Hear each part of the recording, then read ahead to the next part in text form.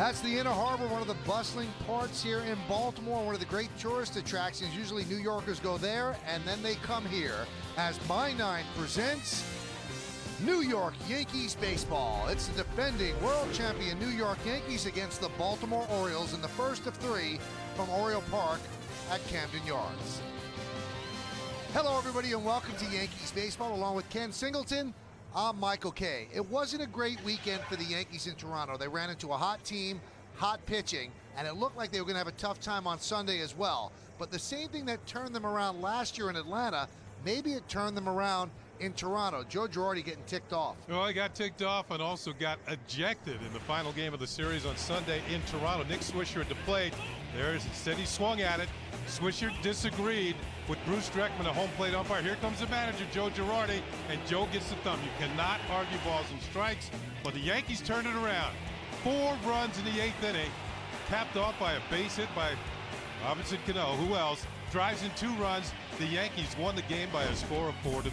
And the way the team responds to his ejections, Joe Girardi said after the game, I should get thrown out in the first inning. This is what they've done their last 10 games. 6-1 against Cleveland and Baltimore, and almost 8 runs a game. But in Toronto, 1-2 and 2.3 runs per game. They didn't hit that well. They didn't hit for power. The pitching was not bad in Toronto. Now, speaking of pitching, tonight's pitching matchup brought to you by Dunkin' Donuts. America runs on Dunkin'. Phil Hughes will get the start for the Yankees, 7-1, 2.54 ERA. Kevin Millwood is looking for his first win of the season. The veteran is 0-6 with a 4.29 ERA. It should be a good night here in Baltimore. Beautiful weather. Yankees against the Orioles when we come back. Lineups, first pitch, baseball, next on My Nine. Hey, gorgeous day, huh? What's up? What is that? That's so weird. What?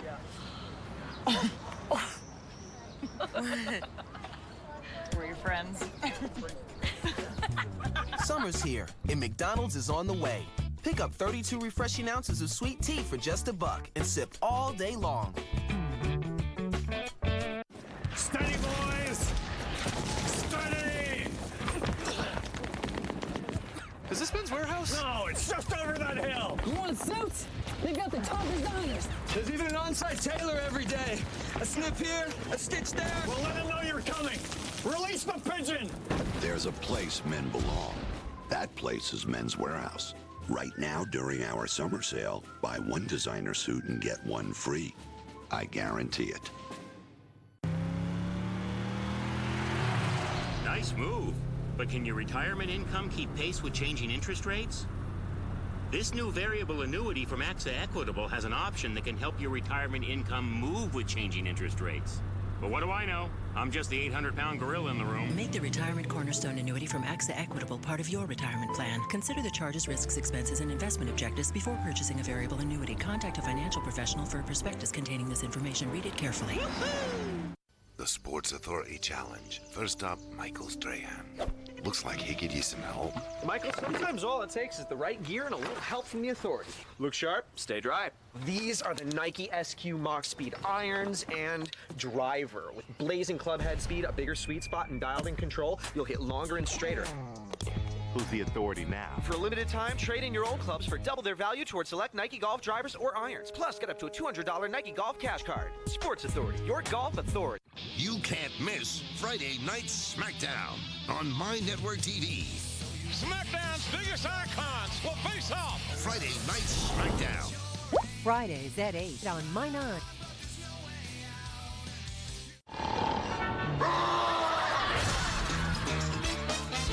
This wasn't in the brochure. Where the hell do I belong? Right here! Everybody Loves Raymond, weeknights at 6 on My Nine.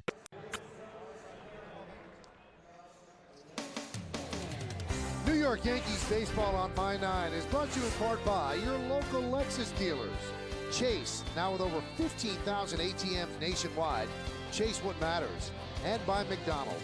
Head to McDonald's for a refreshing large sweet tea on the dollar menu. Prices and participation may vary. Well, it's a beautiful day here in Baltimore. It's going to be a lovely evening as well. The Orioles have taken the field in front of a modest crowd here at Oriole Park at Camden Yards. Let's take a look at the Yankees starting lineup that will face Kevin Millwood, and it's brought to you by Panasonic Viera. With 3D this lifelike, can we still call it a TV? The captain, the shortstop, Derek Jeter, leads off. Batting second, playing right field, Nick Swisher. Slumping Mark Teixeira at first base will hit third. Cleaning up and playing third, Alex Rodriguez. Robinson Cano at second base will bat fifth. Batting sixth and DHing, Jorge Posada. Curtis Granderson in center field bats seventh. The number 8 hitter, the catcher, Francisco Cervelli, and Brett Gardner in left field will bat ninth. The veteran Kevin Millwood is on the mound for the Baltimore Orioles, 35 years old, and you look at his numbers on the season. Actually, he's pitched much better than his record would indicate. He's 0-6, still looking for his first win of the year. ERA of 4.29, 87 hits in 79 2/3 innings, 63 strikeouts and 21 walks. Let's take a look at the Baltimore Orioles pitching scouting report, brought to you by the KFC 14-piece Fan Fest. When your kid's game leaves no time to cook, now at KFC. 6-game losing streak. That is the longest of his career. Poor run support. In fact, the poorest in the league. Just about 2 runs per game he gets to work with. That's not going to win many games that way. And the trade rumors are starting to crop up. The Orioles are thinking about moving some players along. The veteran Millwood might look good in another team's uniform down the stretch. Well, the Orioles come in at 16-41, and the Yankees are 35-22. Jeter's ready. Let's do it. Here in Baltimore, the first pitch outside, and we are underway.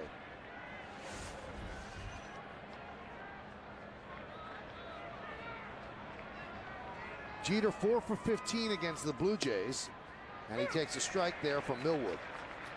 He's also reached base safely in 25 straight games, either with a hit, a walk, or a hit by pitch. You want your leadoff man to get on base and set the tone. Count 2-1. The Yankees are 8-1 so far this year against the Orioles. They've also won 9 of the last 13 games overall. And the 35-22 record is their best after this many games in a season since they were 37-20 in 2004. So a nice start for the Yankees, and they have the second best record in baseball, 2 games behind the Tampa Bay Rays. The 3-1. And Jeter works a walk, so it's 26 straight games that Derek Jeter has reached base safely. Let's take a look at the Orioles defense behind Kevin Millwood. In the outfield, Montañez, Jones, and Markakis. That's left to right. Infield, Tejada, Izturis, Lugo, and Wigginton third to first. Weeders behind the plate, and Millwood is on the mound. Now, Jeter's always a threat to steal, but against this Oriole team, people have been stealing a lot of bases. In fact, the opposition has 10 straight successful steals against the O's. Well, you got a veteran pitcher on the mound who should be able to hold runners well. That one is driven deep to center field off the bat of Swisher. Jones back, track, wall, see ya! 2-run home run for Nick Swisher. And the Yankees lead 2-0.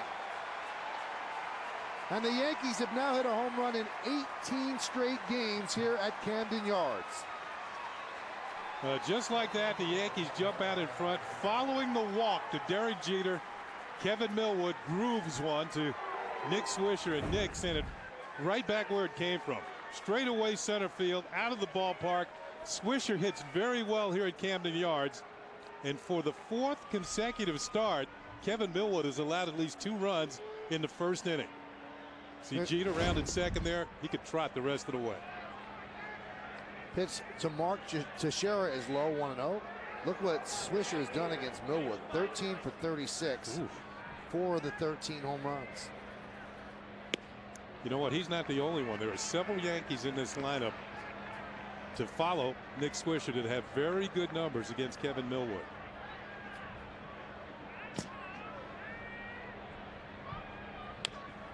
Swisher 3 for his last 24. He's in an 0 for 12 slide. He's hitting .211. I'm sorry, I said Swisher. Teixeira hitting .211, 8 home runs and 34 runs batted in. He needs to turn things around, and that's from the theater of the obvious. The 2-1.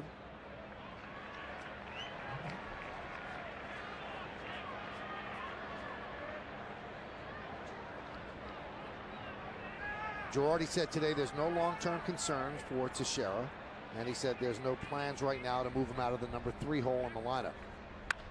And there's a base hit for Mark Teixeira. So the kid from Maryland, Severna Park, picks up a single in his first at bat to break an 0 for 12 slide. Well, Teixeira has a very complicated swing. It's a very difficult sometimes for him to get his timing down, Pat. He kind of really hits off of his back leg. You see how he drops underneath the ball and then follows through? His timing has to be almost perfect. There's no leeway for error there, and he comes through with a solid base hit. You know, I really think when he gets it together, it's just going to go from that point on. There are seasons where you get off the very poor starts, you get near your numbers or even reach your career numbers by getting hot for 3 or 4 months and maybe being cool for at least 2 months. Alex Rodriguez chops one to short. A bobble, and they just get the force because of the bobble by Asturias. Couldn't get a handle on the ball. So there's the first down. Today's closed captioning is brought to you by your local Lexus dealer.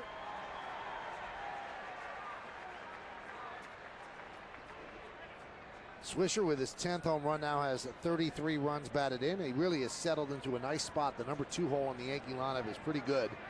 Behind Jeter and in front of Teixeira and A-Rod. Yeah, that's where manager Joe Girardi puts him in. Swisher, the good thing about him, he's a switch hitter. Can do it from both sides of the plate. So he can really feel comfortable in that 2 spot if he continues to hit and get on base. And you know he runs deep counts too. That helps the hitters behind him. Here's Robinson Cano. We showed you that big hit at the start of the broadcast that gave the Yankees the lead that they held on for the win. He shows bunt and takes a strike. He was 3 for 14 against the Blue Jays, and the Yankees lost 2 games, 1 in extra innings on Saturday. But the one on Sunday, that big hit he got, that was a big win for the Yankees, backing up a really solid pitching performance by Javier Vasquez. It looks like he's really turned the corner. Count 0-2. Andy Pettit pitched very well on Saturday. The only really bad pitching performance of the weekend was by A.J. Burnett on Friday. But Brett Cecil and Ricky Romero did very well on Friday and Saturday. 2 young pitchers, left-handers for the Blue Jays, who've maybe exceeded expectations, and maybe not Romero so much, but certainly Brett Cecil.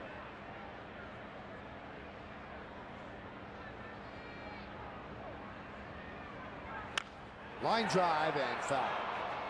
Cano is one of those hitters like Swisher who has good numbers against Millwood.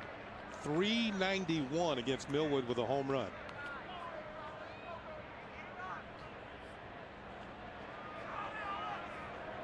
Both the Yankees and the Orioles enjoyed a day off yesterday. The Orioles really enjoyed it because they had an extra inning win on Sunday against Boston. Why was that significant? It broke a 10-game losing streak for them, and it gave the manager Juan Samuel his first win. Swing and a miss. Off speed pitch. Nope, looked like he foul tipped, so he will stay alive. And Samuel is the interim manager. Now, Andy McPhail, the general manager, has said that they are currently talking to some people. He doesn't know how long Samuel will have the job. It could be 3 days, 3 weeks, 3 months. If the Orioles play better, Samuel might just hold the job. He's certainly got a lot of work ahead of him. The record for the Orioles right now, 16, what did you say, 16 and 41? That's the same record that the 1962 Mets had at this time. That's amazing. And they went to go on 40 and 120. So there's a lot of work to be done. The difference is, there's Andy McPhail, the GM. The difference is that Met team was a lot of guys that are over the hill. It was an expansion team. There's some young talent on this Oriole ball club. Hot shot past a lunging Lugo and into right field. So a base hit for Cano as A-Rod moves to second. Yeah, there's a maturation of Robinson Cano. One time in this at-bat, Millwood went soft. He threw something off speed and Cano swung and missed on the second pitch. He went to it again. This time Cano stays back and hits a rocket past Lugo at second base and picks up a base hit.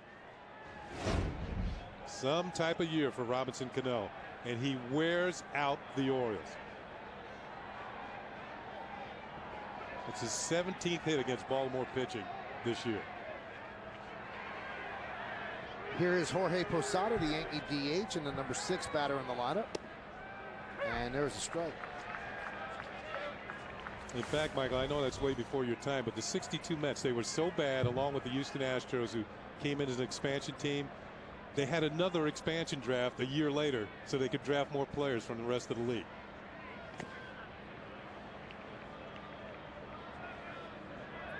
It wasn't before my time. I was a very mature and alert 1-year-old in 1962. You could have told them they needed another draft, right?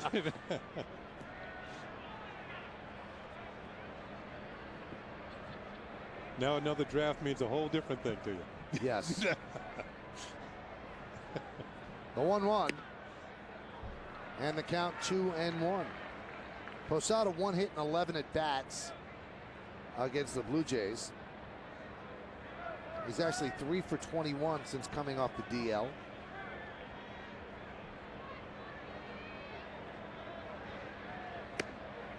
Another strike from Millwood. Count 2-2. You know, Michael, we were talking about Millwood and trade rumors, and a lot of scouts here today. I think the closer you get to the trade deadline, you see more and more scouts.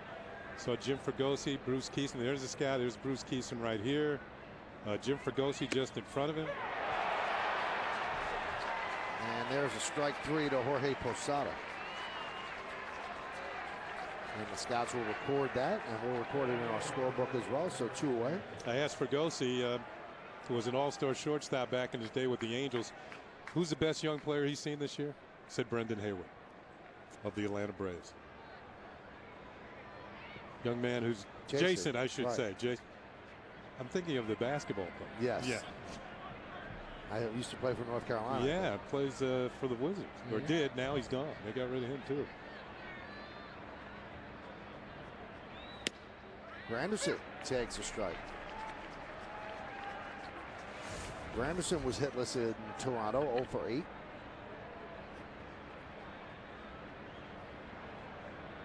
The Yankees had won 6 of 7 coming into that Toronto series. And now they start another stretch against teams that are struggling. 3 against the O's here in Baltimore. Then interleague starts on Friday. The Yankees will play the Astros for the first of 3. New York Yankees baseball is broadcast in Spanish. That's right. It's available by hitting the SAP button on your television. SAP is brought to you by Toyota. Toyota wants you to know that we're working harder than ever before for our customers. Toyota, moving forward. The 0-1. And the Orioles get a case of New York, New York. After the Yankees leave, after this 3-game series, the Mets come in over the weekend. So a whole new set of New York fans will come in. There's a strike.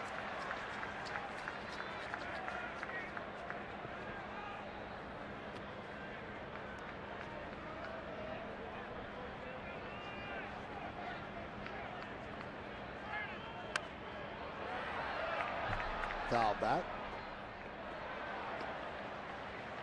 Granderson's had a pretty good return since coming back from the DL and that groin injury that kept him out about a month. He's 10 for 32 since his return. He'll keep up that pace. And there's no signs of the injury. Fielding his position or running the bases. Popped up.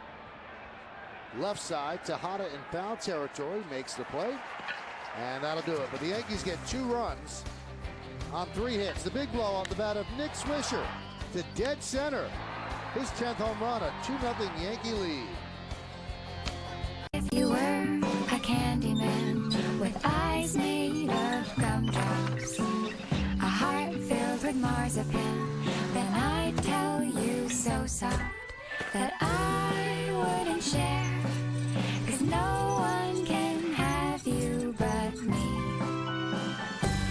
You're so sweet, you're so sweet. Sweet Million is sweeter than sweet, which is sweet. Sweet Million from the New York Lottery. Your best chance to win $1 million for $1.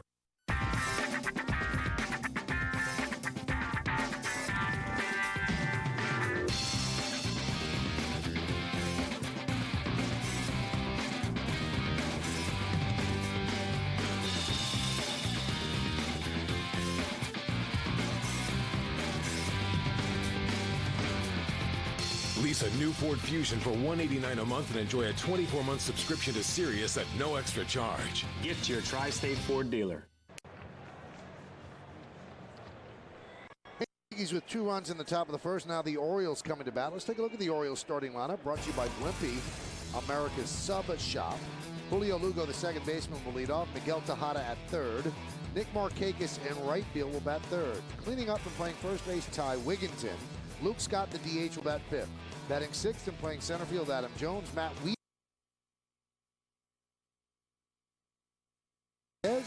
and Cesar Asturias, the shortstop, hits ninth.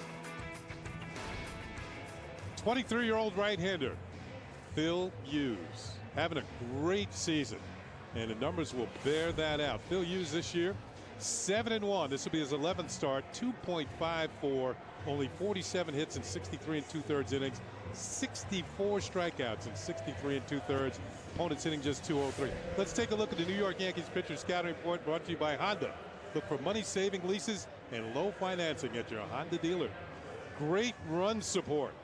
Over 7 runs per game. He's the opposite of Millwood, and that's the best in the league. Left-handed batters, they're on a rocky road. They're just hitting 195 and lucky sevens. In the recent series in Baltimore, Vasquez, Hughes, and Sabathia all went 7 innings. They all won the game against Baltimore, and they all struck out 7 men. So lucky sevens.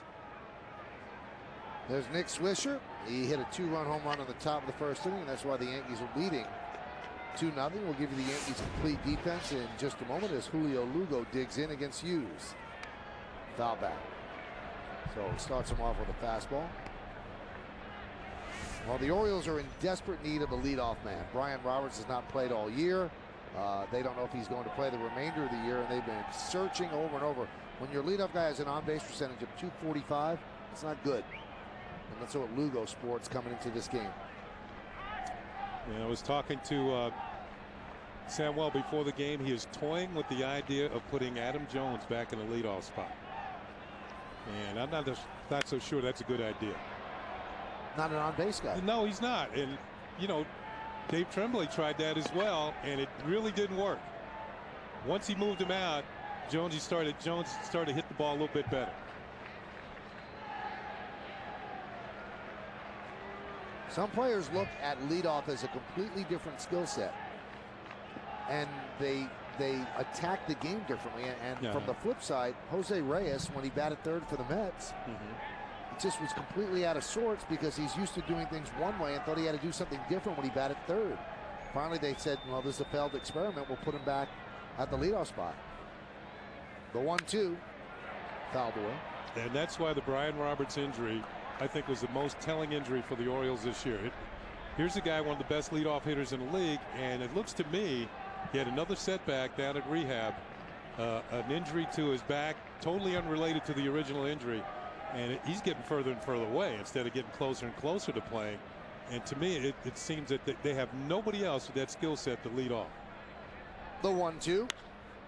High fly ball, right field. Swisher hardly has to move.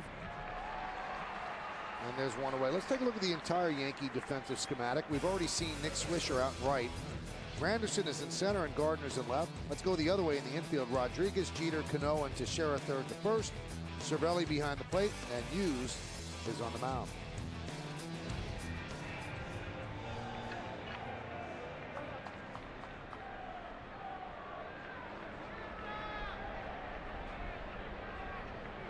Got to send out some best wishes today, Kenny, and I'm sure that you're going to want to echo me. Okay. Sister Teresa. She just celebrated her golden jubilee. That's 50 years in religious life, teaching children. She's currently teaching at St. Matthias in Ridgewood, New Jersey. Ridgewood, New York and Queens, I'm sorry. And 65 years, Sister Teresa's been a Yankee fan. Ground ball base hit to right field, and she was also present at Don Larson's perfect game. She is a dedicated viewer of all Yankee games. She doesn't miss one. Whatever she's doing, she wants to know what the Yankees are doing. So we wish her a great golden jubilee. Congratulations, sister. It's fantastic. Yeah. 50 years doing anything is great. Oh, we're talking about the choices of leadoff hitters. This guy's my choice for the Orioles. Look at his on-base percentage. Markakis is not hitting that many home runs this year, and his RBI total is not what it has been in the past. But if you're looking for anybody, yeah, he can steal a base from time to time, although he's not really doing that in the third spot in the order. The problem is you can put anybody third, I think, to drive him in. He would be their best choice of all the hitters right now to lead off, because he's not afraid to hit with 2 strikes. He goes deep in the counts normally, and he's a pretty good hitter.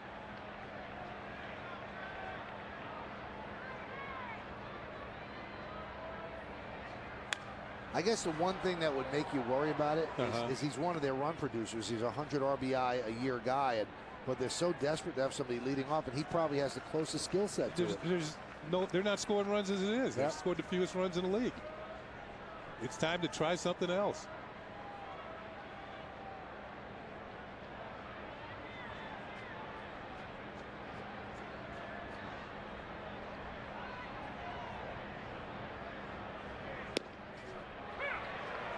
Nice pitch on the outside corner.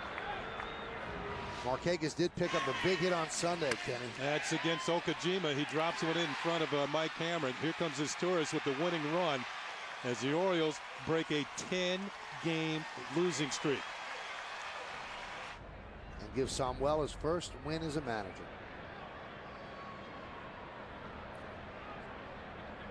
That was earlier in the game. They were leading 3-2, and the Red Sox tied the game.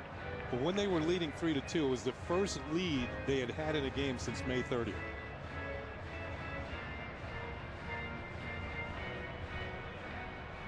"12 straight years of under 500 baseball. Looks like 13's a sure thing. And it's a mighty fall for a once proud organization. The 2-2. The city's angry over it. Ooh. They're confused. They're frustrated. And the worst thing is they're starting to become apathetic. And the Oriole fans have never been apathetic. And a lot of fans that live south of the city are starting to turn their attentions to the ball club that's south of in Washington. And this is the first time this year that both the Orioles and the Nationals have been home at the same time.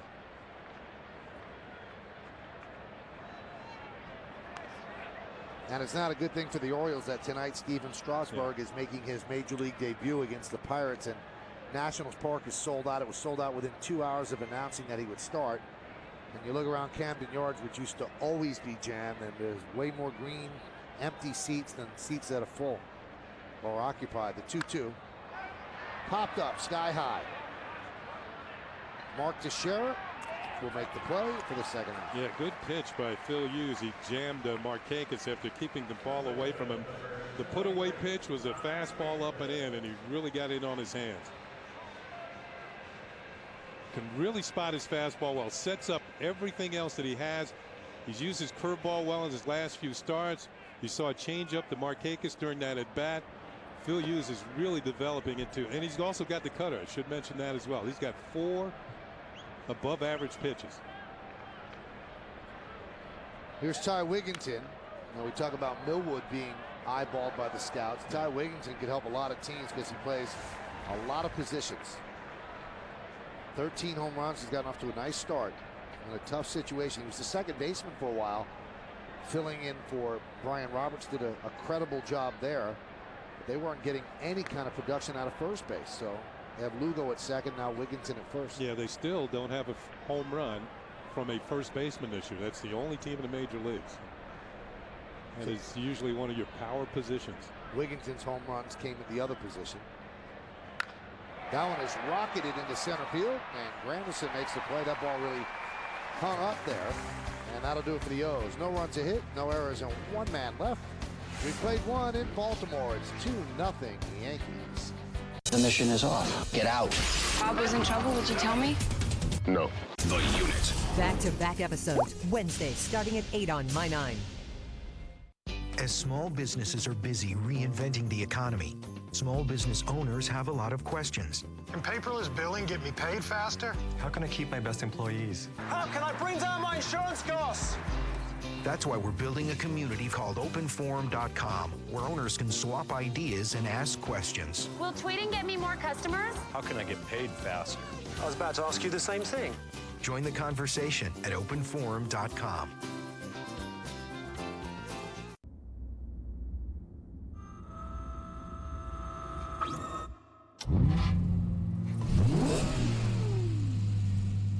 gave it the power of a supercar. Then we gave it the precision of a Lexus.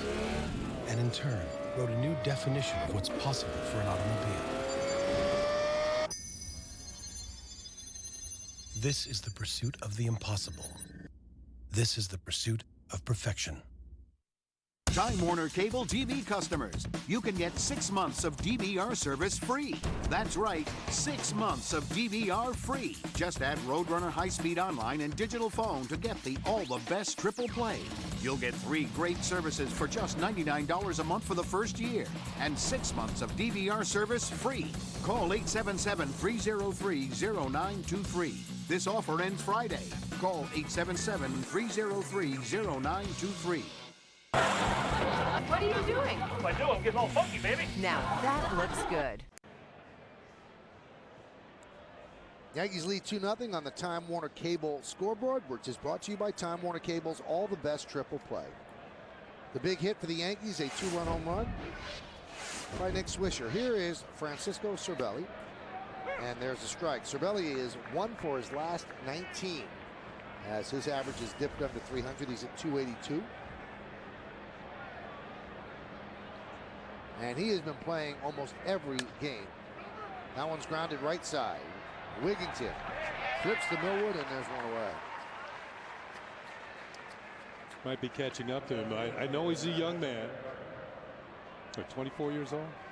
I can't remember that far back. But the fact is that catching's a wear and tear position, and usually it will affect your offense. Need a break every once in a while, and that's why it's important that Jorge Posada get back in the lineup eventually as a catcher. And also that young Kenny, the more he plays, the more that scouts study his holes, and they'll exploit them. So now he's got to make adjustments. So he has to deal with fatigue and the fact that the league knows him better. Here's Brett Gardner. And although they're young, you know, these guys get tired. Gardner was playing every day and every inning when Granderson was out. Here's Posada starting the process of getting back behind the plate, working with Tony Pena. It doesn't look like much fun to me. Just part of the job. Had a nice talk with Tony before the game. He's a wealth of information.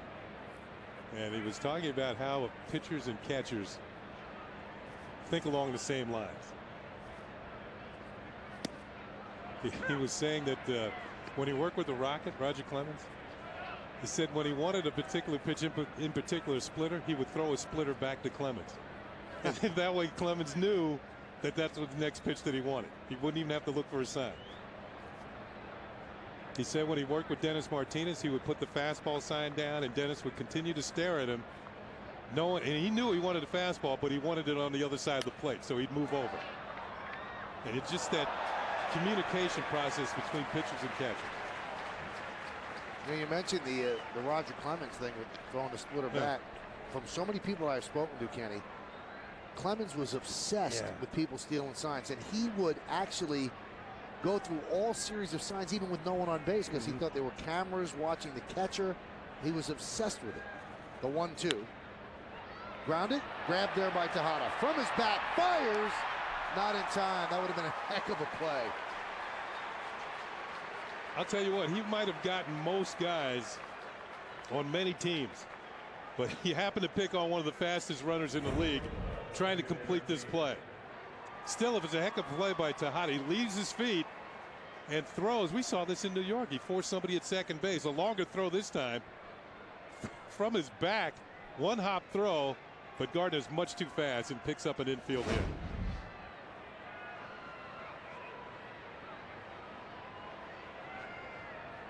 So Gardner now 4 for his last 8, 11 for his last 20.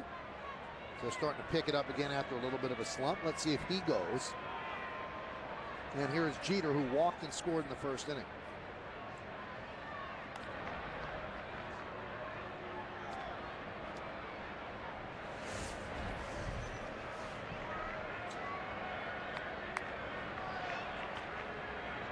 A lot of things could happen here. Straight steal, hit and run, or run and hit. Gardner will take off. Jeter decides if he likes to pitch and try and slap it through a hole, or he could just take the pitch and let Gardner steal second.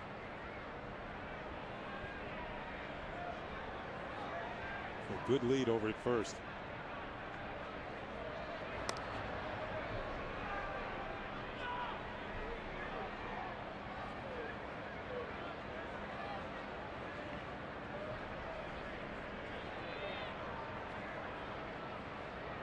Defense straight away for Jeter. Kind of pinching up the middle of the two infielders. And he fouls it off the other way.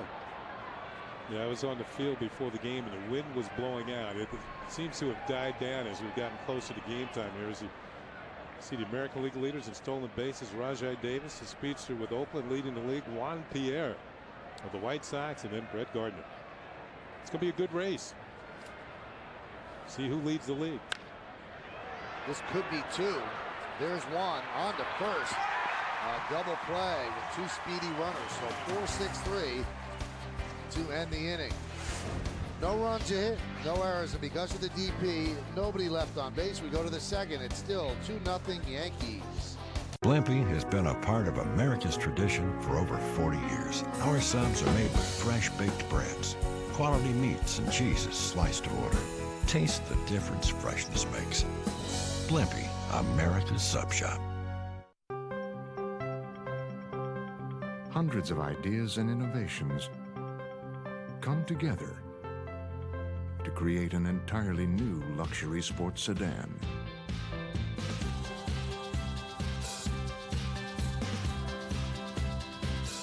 Introducing our best BMW 5 Series yet. Test drive 11 new BMW models at the BMW Ultimate Driving Event on now. Once in a while, something new comes along that is designed to be so sleek and beautiful, it becomes impossible to ignore. It's beautiful. New York Lottery Black Series 2. 16 chances to win up to $1 million. Steady, boys! Steady! Is this Ben's warehouse? No, it's just over that hill. You want suits? They got the top designers. There's even an on-site tailor every day. A snip here, a stitch there. Well, let him know you're coming. Release the pigeon. There's a place men belong. That place is Men's Warehouse. Right now, during our summer sale, buy one designer suit and get one free. I guarantee it.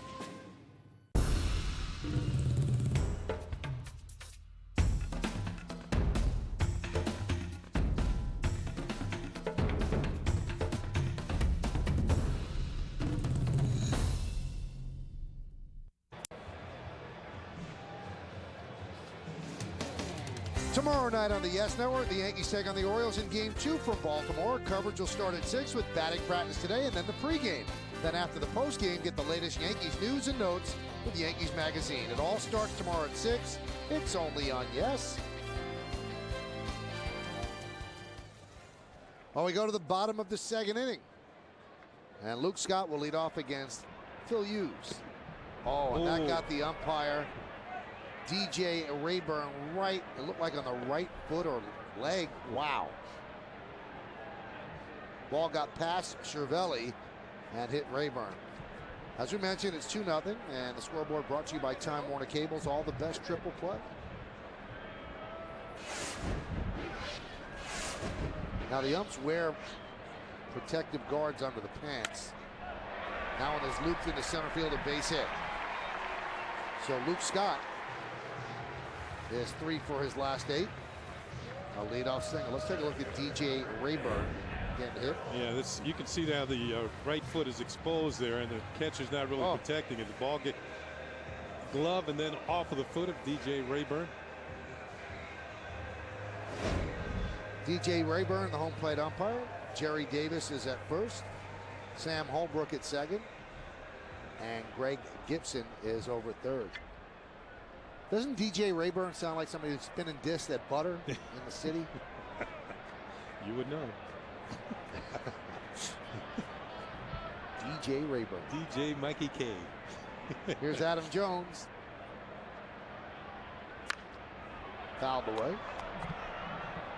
Now, when you look at this Oriole team and the the bad start that it's jumped out to. You could see so many areas where they projected great production. It didn't happen. And I think the thing that worries them, Kenny, not so much that some veterans aren't good, but the youngsters that they had so much hope for have taken huge steps backward. Adam Jones with a fly ball to left, sinking. Grab is made there by Gardner. Yeah, Jones is one of them.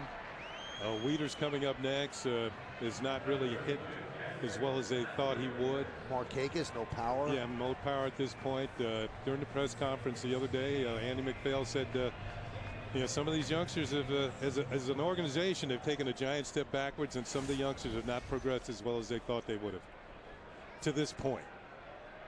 And see, that was my point about the difference between their record and the 1962 Mets. I mean, the Mets had guys that were all over the hill. The Mets drafted for marquee names. I mean, they had players like Don Zimmer and Gil Hodges. And their first pick was Hobie Landreth, the catcher from the San Francisco Giants.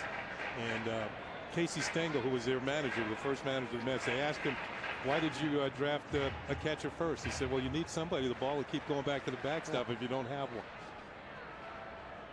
That was some team.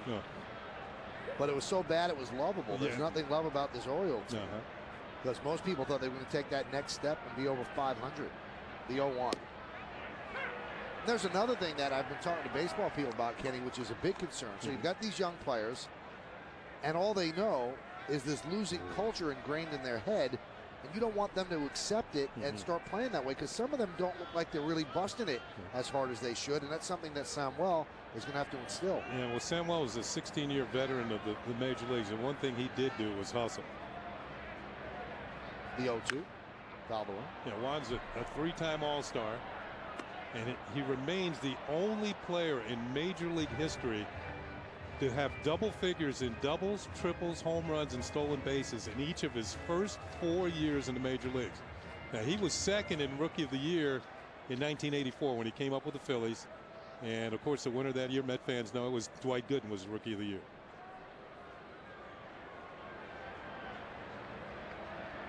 But Samuel really burst upon the scene as a second baseman for the Philadelphia Phillies. And then his career spiraled downward when the Mets made a trade for him and put him in center field. Yeah, he didn't like that. I think he went on to play for 7 different teams.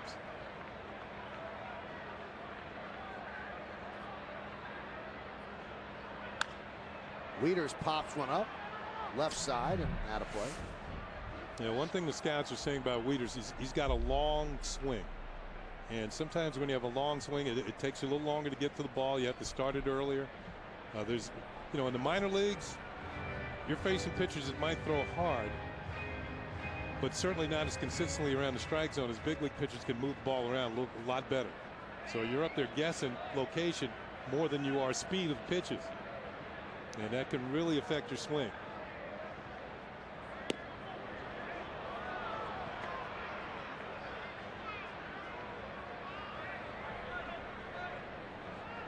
$2-0 Yankees on Nick Swisher's first inning home run. Jeter walked, and Swisher hit a home run to center field. And that's where we stand right now. Phil Hughes standing tall on the mound with a 7-1 record.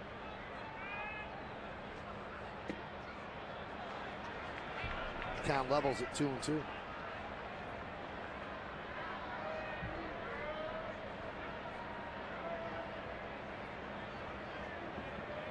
Last year when Wieters was called up, the Orioles had one of their biggest crowds of the season. He was called up for the minors, and they expected him, I think, unfairly to lift the franchise all by himself.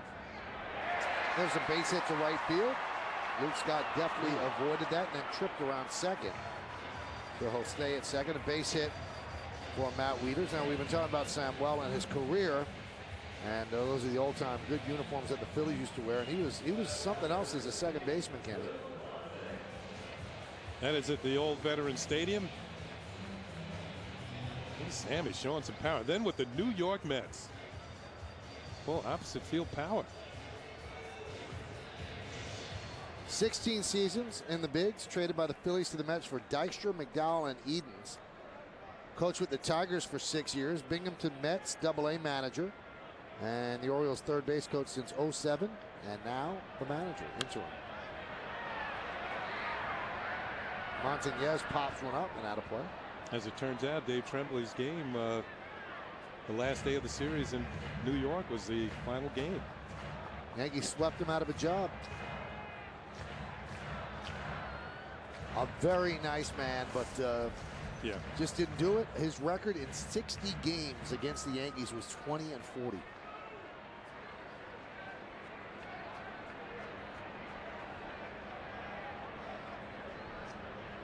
The 0-1.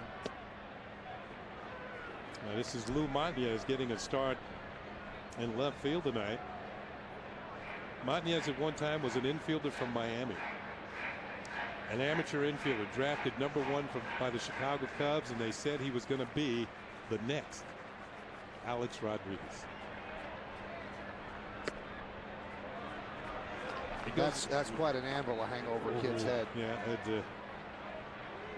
as we know, that's not going to turn out to be that way, but it's almost unfair. You're right. He was a shortstop coming out of Miami, as A-Rod did. Was a shortstop out of Miami.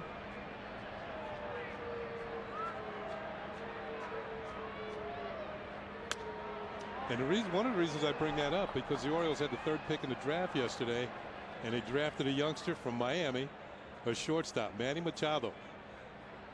And what did they say right away? Next A-Rod. It's A-Rod like. Andy McPhail can only hope. Yeah. A-Rod like or A-Rod light? Well, maybe a little bit of both. The 2-2. Grounded shortly to Jeter. This could be 2. There's 1 on the first. It's a double play. A 6-4-3 double play off the bat of Montañez. Orioles strand 1. The end of 2, 2-0 Yanks. The award-winning 2010 Cadillac CTS. The car and driver 10 best for the 3rd year in a row. Attractive offers now available on a 2010 CTS at your Cadillac dealer. Baby, gorgeous day, huh? What's up? What is that? That's so weird.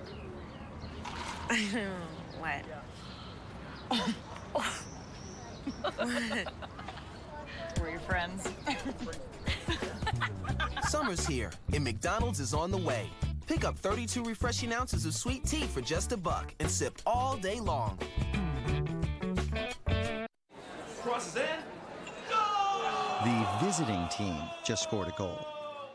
Which 3G network would you trust to see if Miguel is on Skype to celebrate with him here as if you were there?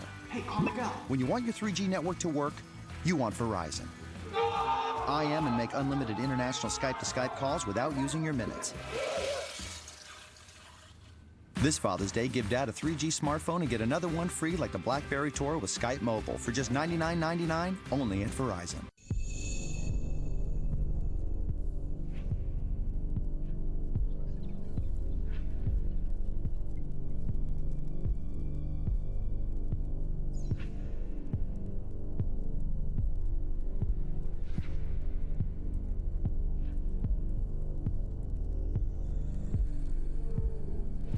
Lease Ford Escape for $239 a month and enjoy a 24-month subscription to Sirius at no extra charge.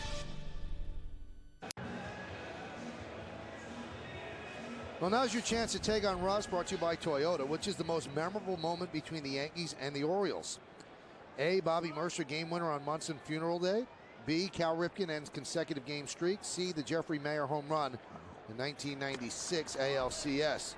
Text A, B, or C to 71938 or go to my9tv.com. Take on Russ, brought to you by Toyota, right after the game.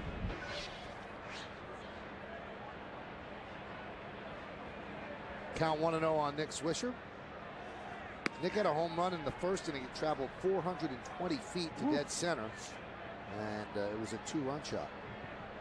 I was talking to Nick before the game, and he told me that when Joe Girardi got thrown out in Toronto at Rogers Center on Sunday, in defense of Nick Swisher, Nick went in the manager's office after the game and thanked Joe for having his back. What Joe was doing is trying to keep Nick Swisher in the game. That's what Joe was trying to do. Pushed him aside and took the brunt. Now, Joe might be one of the stronger managers in baseball, the way he works out, because you watch the way, this is the check swing. It was a bad call by Dreckman. And then Joe just manhandles Nick Swisher out of the way. Get out. That's what Nick told me. He said, he pushed me aside like a rag doll.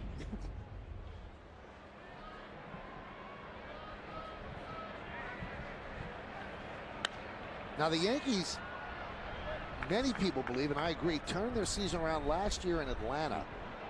I think it was in the 5th inning. Yankees were playing terrible baseball, and Joe Girardi got thrown out arguing a pickoff call at first.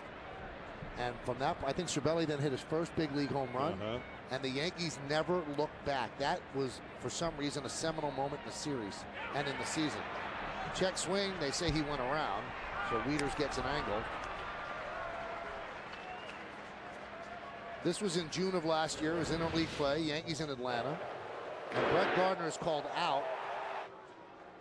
You could see that he was safe, and Joe Girardi just lost it and then got thrown out. And the Yankees never looked back. Now, if I'm not mistaken, and you can correct me, Michael, didn't Brian Cashman make a surprise visit to the ball club? Yeah, and told everybody in the clubhouse prior to the game, we're not making any changes. We're going to do it with the people in this room. Then they went on to do it. Yep. Now here's Teixeira. He singled in the 1st inning, and it's amazing how Mark has been so cool about all of this, but he said some odd things as well. He was quoted in the papers today, Kenny, as saying, I had a great May. And he keeps saying that he had a great May. Great. That's the word he used. And then when you look at what he did in May, Kenny, he had 280 with 6 home runs and 25 ribbies. Now, he had a great first 2 weeks, but this is a guy who came into the season with a 290 lifetime batting average. So if you're under your lifetime batting average, that's not great. No. That's below average. And there he puts right into the shift, but he beats it out. So Lugo grabbed the ball in short right field, but Swisher hustling, or should I say Teixeira hustling, picks up the single. He's 2 for 2. Oh, well, as it turns out, Lugo was too deep in the outfield to make the play at first base. The ball had a little loop to it. Teixeira gets jammed somewhat. He has to lay back, play the hop. In fact, he was retreating when he came up with the ball. Made it even tougher to make the throw to first. Little cutter got in on the hand, maybe a broken bat, but Teixeira hustling all the way, picks up his 2nd hit of the night. Yeah, I agree with you about the May situation. Maybe he was comparing May to April, though. True. Yeah, because April was terrible. April was terrible, and May was better, but it wasn't great. And you know, maybe he just doesn't want to admit that he's struggling, and maybe that helps him through it. Where you know he doesn't have to say, "Listen, I've been really, really bad."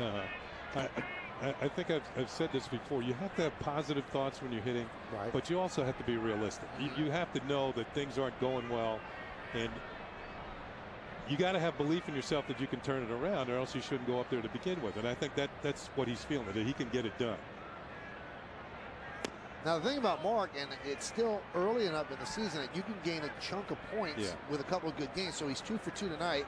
So he's gone from 211 to 218. So he gained 7 points with 2 hits. Yeah, but it's going to take a week to 2 weeks of 2 hits. Well, I wouldn't say 2 hits a night, but just keep you moving. 1 for 3s. Don't have any 1 for 4s. You know, take that walk when they give it to you. I think that's been one of his problems. He's been chasing pitches out of the zone. It's almost as if he's trying to get 2 hits in 1 at bat, or 3. You can't do that. You have to. My thought was, when I went to the plate, I was up there to hit, no doubt about it, but I was willing to accept the base on balls. If they weren't going to pitch to me, I had a good guy batting behind me, and I had faith in my teammates that they would do it. A-Rod didn't like that strike 2 call. Gone into a 6-4 force in the first.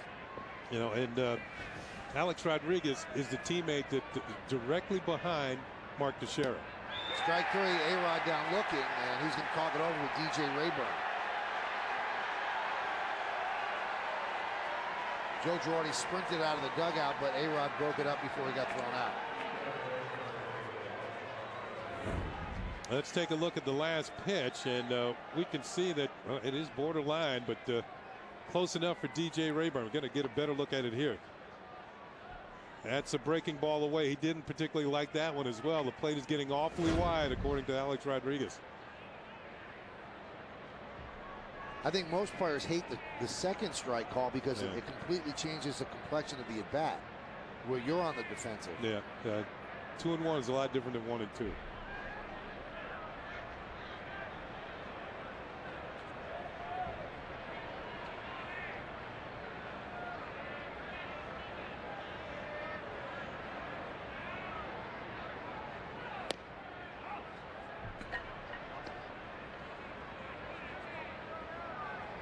Now Cano has a hit already, and he's not done because he's had 2 hits or more in each of his last 7 games here at Oriole Park at Camden Yards. That's like hitting in your backyard. With a wiffle ball bat. And your dad's pitching to you. Tonight's league leaders are brought to you by New York Lottery Powerball. With Powerball and Mega Millions, now you have 4 days a week to win. Play big, play both. 45 runs batted in for Cano. Look at the year Cabrera's having for the Tigers. And Vlad Guerrero leading in the All-Star voting at DH. He's got 47, and Cano leading at second base has 45. And there he has a second hit. It's done. 2 at-bats, it's over with. Now he's okay. Yeah. So 8 straight games here with 2 or more hits. I told you he's wearing out Baltimore pitching. He's now 18 for 38 against Baltimore this year.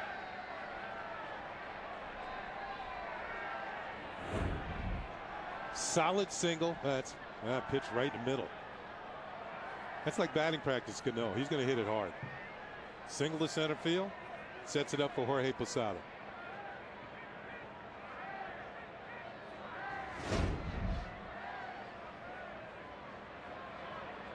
It's almost been like his dad's been pitching to him all year.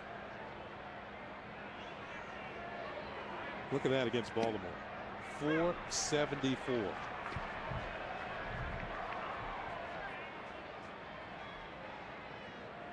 Four home runs, 6 runs batted in. Not too bad.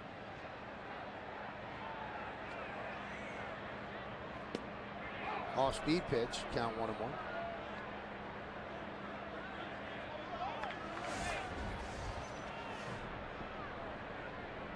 The Yankees had an off day yesterday, and they had a very early optional BP before the Orioles even got on the field. I think the Yankees were out here about 1:30 or 2 o'clock taking early BP, and this is that drill that he does with Kevin Long. He's got a screen right in the middle of home plate, and that keeps his hands in where his swing doesn't get long, otherwise it would hit the screen. And they do that all the time, and Kevin Long's about 30 feet from home plate. He and Nick Swisher use that that little method to stay in locked, or stay locked in. The 2-1. You know, one of the things about Millwood this year, he's been having problems with left-handed hitters. They came into tonight hitting .319 against him. Every hit the Yankees have tonight, and they've got 6 so far in this game, every hit's been by a left-handed batter. Teixeira's, of course, a switch hitter, but batting left-handed. Swisher's home run, the 2 hits by Teixeira, 2 hits by Cano, and 1 by Brett Gardner. So that continues to be the trend against Millwood. The left-handed hitters giving him problems.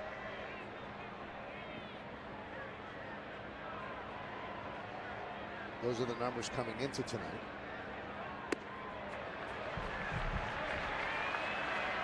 And so Posada walks to load the bases for Granderson.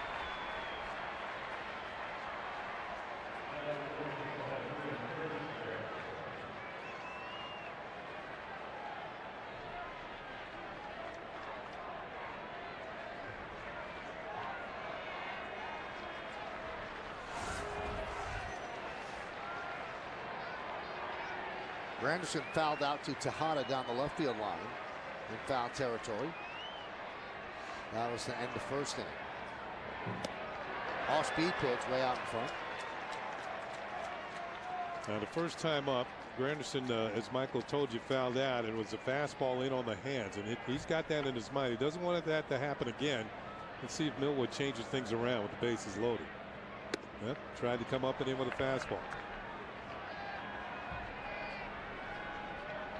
And when you make it out, or even when you get a hit, you got to remember how that happened when you come up the next time. You know the pitcher and the catcher are going to remember.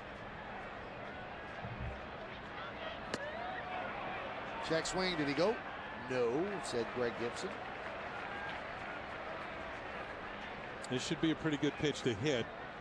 You know Millwood does not want to go 3 balls and a strike. At least that you should be thinking as a hitter. See if Millwood gets tricky here.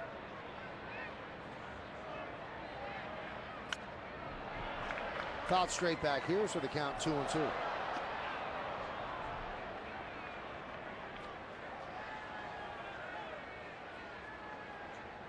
Mark Teixeira is at third. Robinson Cano at second, and Posada is at first. 2 men out, 2-2 count on Granderson. Yankees lead 2-0, top of the third. Driven deep to right field. See ya! A grand slam for Curtis Granderson, and the Yankees lead 6-0.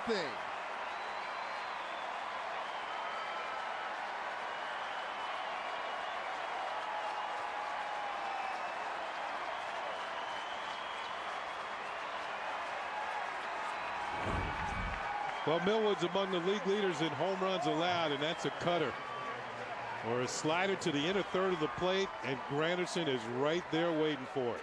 Headed for the flag court. And the Yankees have 4 more runs. And Cervelli on 1 hop to Lugo. And that'll do it. But the Yankees have done their damage. They score 4 runs on 3 hits. The big blow off the bat of Curtis Granderson. 6-0 Yanks. Toyota customers are extremely loyal. In fact, Toyota's great fuel efficiency and dependability have helped earn Toyota the highest owner loyalty of any vehicle manufacturer. Now, get a 2010 Corolla, the world's best-selling car, with 0% APR financing for 60 months. Or lease a 2010 Corolla for just $149 a month. Now's the perfect time to get into a new Corolla. So see your Toyota dealer today. Toyota, moving forward. Welcome to Busch Gardens, Virginia, where New York goes to get away.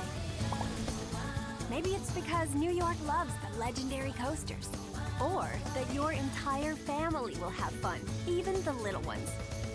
It could be that Water Country USA has more of the waves, slides, and rides everyone wants. So plan your getaway and come play. You never know who you'll run into. Get started at buschgardens.com/NY. When your car becomes an old friend, no one cares for it like your local AMCO guys. Our technicians are experts, so if your air conditioning has lost its cool, bring your old friend into AMCO. People who know call AMCO. AA MCO. It may be hard to believe, but just weeks ago, Janet Rydell was in need of a taste intervention. I can explain. We found this in the glove compartment. I've never done spray cheese. Really? Okay, fine, but it's not like I'm ordering Chinese takeout every day. Every day, Miss Janet, every day. Honey, try Sabra hummus. It's fresh with herbs and spices from the Mediterranean. If you know someone in need of a Sabra taste intervention, nominate them to win at SabraIntervention.com. Curtis Granderson with a grand slam.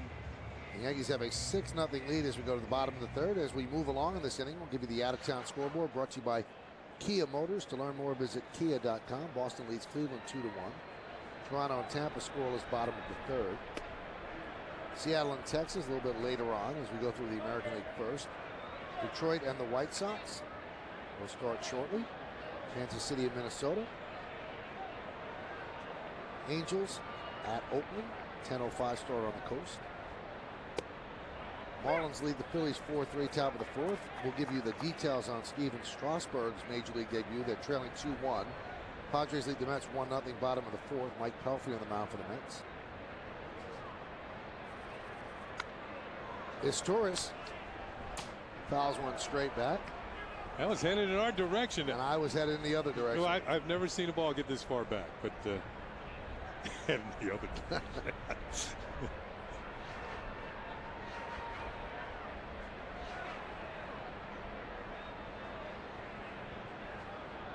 And the 1-2. Now, a lot of Major League Baseball has been caught up in the Steven Strasburg phenomenon. 4 innings, 4 hits, 2 runs. He struck out 6, hasn't walked a batter, through 56 pitches. There's Torres with a fly ball to Swisher. Delwyn Young with a 2-run home run. That's the difference in that game. And I talked to Nationals president Stan Kasten today. He said, we're not going to let him go past 100 pitches, so that's his pitch limit. And they're not going to let him go much more than 110 innings in the big league level. And when he gets to that point, they're just going to shut him down. He said, he's too important an investment for us. So he's the franchise. And they had another number 1 draft pick yesterday, first pick in the draft, Bryce Harper, 17-year-old junior college player. 17 years old. He actually got his GED as a sophomore in high school to speed up the process. And he is supposed to be unbelievably caught in high school and college.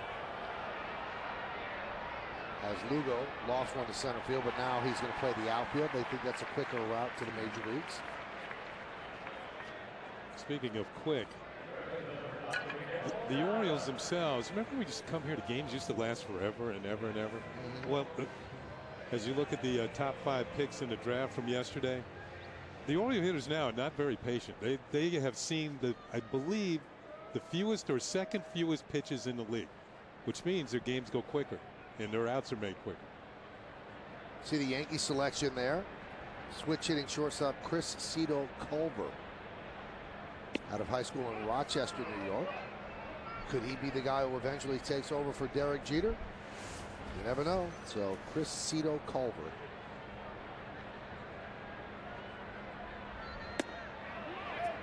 Check swing. Another CC. That's right. CC Culver. He's CCC. Si, senor.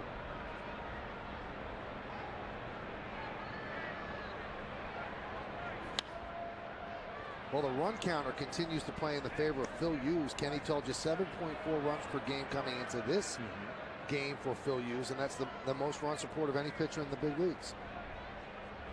But it's not as if he's got a 5.0 ERA. He's still pitching, coming into this game, 2.34. High pop-up, first base side. Teixeira near the Oriole dugout, reaches in and makes the play. Nice play by Mark Teixeira for the final out of the 3rd. So the Orioles go down in order, 1, 2, 3. Teixeira doesn't get any help. You know what? He didn't need it as he records the 3rd out. You know what I love about my CRV?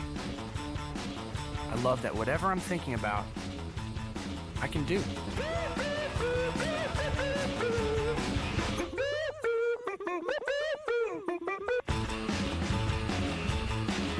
Another somebody who loves a Honda. Look for money-saving leases and low financing at your Honda dealer, or go to shophonda.com. The 14-piece fan feast at KFC. 14 original recipe or grilled drumsticks and thighs, 2 large mashed potatoes and gravy, large coleslaw, and 6 biscuits, just $19.99. Feed 6 for less than $3.50 each, with enough for leftovers. The 14-piece fan feast, just $19.99 at KFC.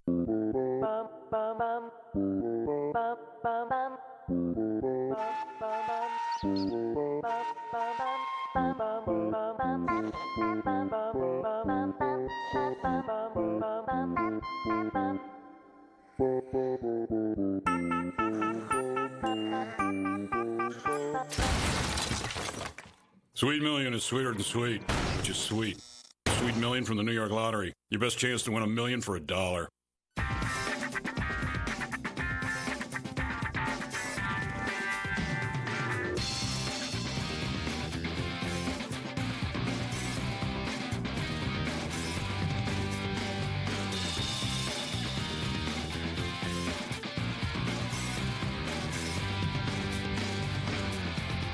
Lease a new Ford Fusion for $189 a month and enjoy a 24-month subscription to Sirius at no extra charge. Gift to your Tri-State Ford dealer. Yankees 6-0 over the Orioles on the scoreboard, which is brought to you by Chase. Now with over 15,000 ATMs nationwide, Chase what matters. Brett Gardner leads off. Millwood's still out there dealing. He's down 6-0, and there's a strike.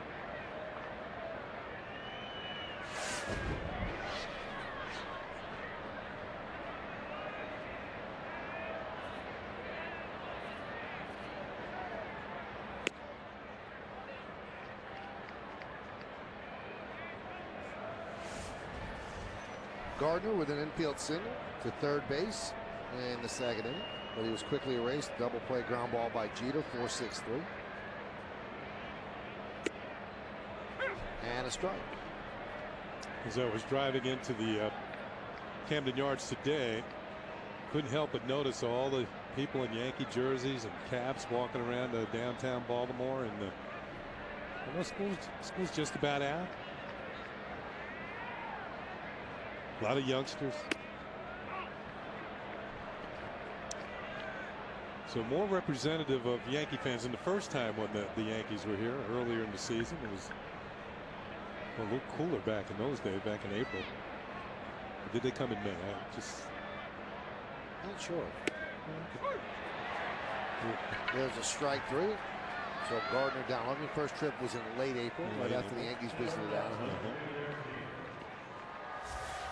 Time for the Verizon Wireless Trivia question, brought to you by Verizon Wireless, America's largest 3G network. Who were the 2 Yankees selected to the 1993 All-Star Game at Camden Yards?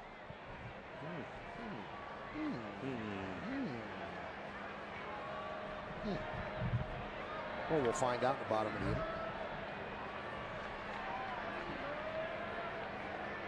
Here's Derek Jeter. Now, there was a nice story in the Times, I believe it was on Sunday, about the 5 players that were drafted before Derek Jeter and how they always have to live with that comparison. There were a couple players that had pretty good careers. Paul Shuey and Phil Nevin, Jeffrey Hammonds here with the Orioles. But all of them pale in comparison to what Derek Jeter has done. And the famous quote that they had coming out of the Yankee draft meeting, Dick Groch, who was the scout that scouted Jeter. The Yankees were worried. They tossed back and forth the pros and the cons of each player.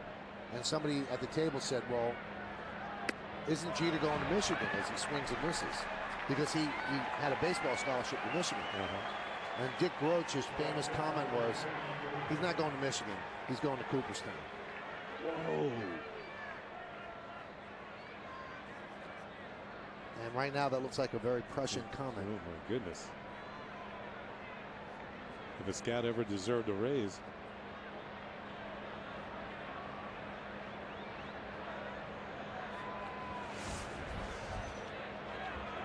It's amazing what the scouts can do when you think about it. Remember the first time you saw Derek? Skinny. Skinny, yeah. But they have to project when they look at the youngsters, 7 to 5. Scouts, started following me when I was 15 years old. So they have to project, how much you're going to grow. You're going to grow into your body. They have to project whether, even if you have the heart to play. They got to project now, which they didn't have to do with you. They have to project, well, how do aluminum bat stats translate to wood bat? The only aluminum I eat was, aluminum foil on leftovers that I got to eat. The 2-0. There's a strike. They can see things like speed. But even with hitters, the power sometimes is the last thing to come.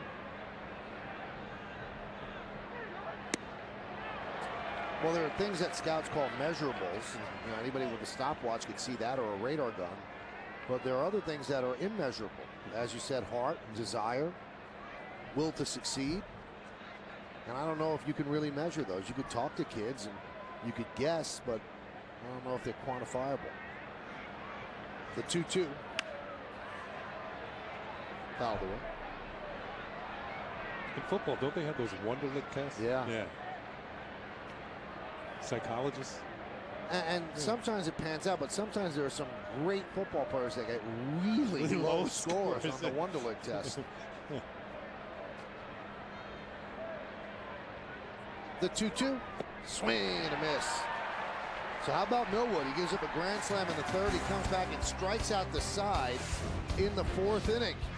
Change up there to Nick Swisher. We go to the bottom of the fourth, 6-0 Yanks. What kind of fun and affordable things can you do in Massachusetts right now? Check out the Mass 99s at massvacation.com. $99 packages on activities and adventures for you, your family, and your sense of fun.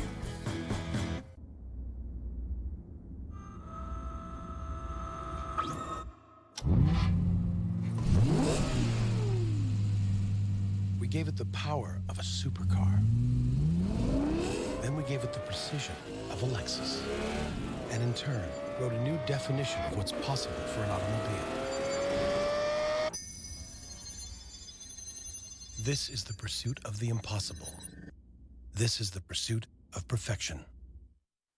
We were born to see the world in 3 dimensions, and the new Panasonic Viera Full HD 3D TV is the ultimate 3D experience.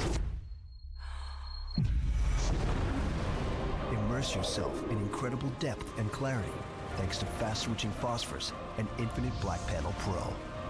Panasonic Plasma is the difference. With 3D this lifelike, can we still call it a TV?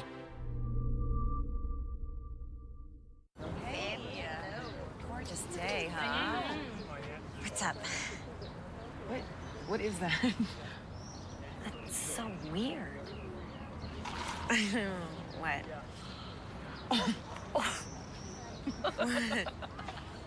We're your friends. Summer's here, and McDonald's is on the way. Pick up 32 refreshing ounces of sweet tea for just $1 and sip all day long.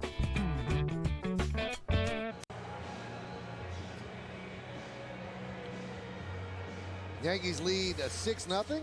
Let's take a look at the Verizon Wireless trivia question. Who were the 2 Yankees selected to the '93 All-Star Game at Camden Yards? We'll give the answer after the pitch to Nick Markakis. And the pitch is a strike, and the answer is Wade Boggs and Jimmy Key. 2 worthy All-Stars.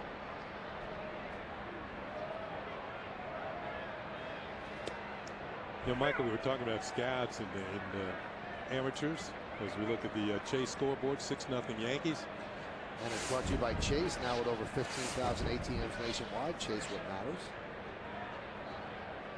Yeah, I wonder what they look for in pitchers. You know, they all have the radar guns. You know, pitchers can light up the radar guns, but that doesn't mean they're going to turn out to be good major league pitchers. Now, when you look at Phil Hughes on the mound, this is what your #1 draft pick should be. Line drive, a base hit. And in fact, Markakis gets a base hit. Markakis was a #1 draft pick, so you had a battle of #1s right there. But in fairness, Phil Hughes had his struggling years, and last year he was out of the bullpen, so he's the same age as Mattis, but he's been in the system a lot longer. Yeah. Did Mattis go to college? Mattis went to University of San Diego. Hughes was a high school player. Yeah. And those are his pitching totals, his career pitching totals, 20 and 11, 3.79. But Mattis has really struggled this year. They expected better things from him. As Wigginton fouls it back. Well, he won his first 2, and then I think he's proceeded to lose like 6 in a row.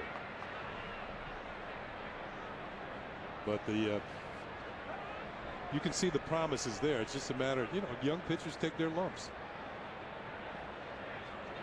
He's the best hitters in the world. You make a mistake, they make you pay. All the pitches that they swing at in the minor leagues just flailing away, big league hitters don't do it. You make a good pitch with a curveball and a 2-0 count, they'll just take it for a ball. Sometimes in the minor leagues, they'll put it in play and you get an easy out. Or I should say, they'll just take it for a strike, make the count 2-1. Sheridan into right field, coming on Swisher. He can't make the play. So played on a hop. So Wigginton with a single. Successive singles to open up the 4th inning. First and second, nobody out for the O's.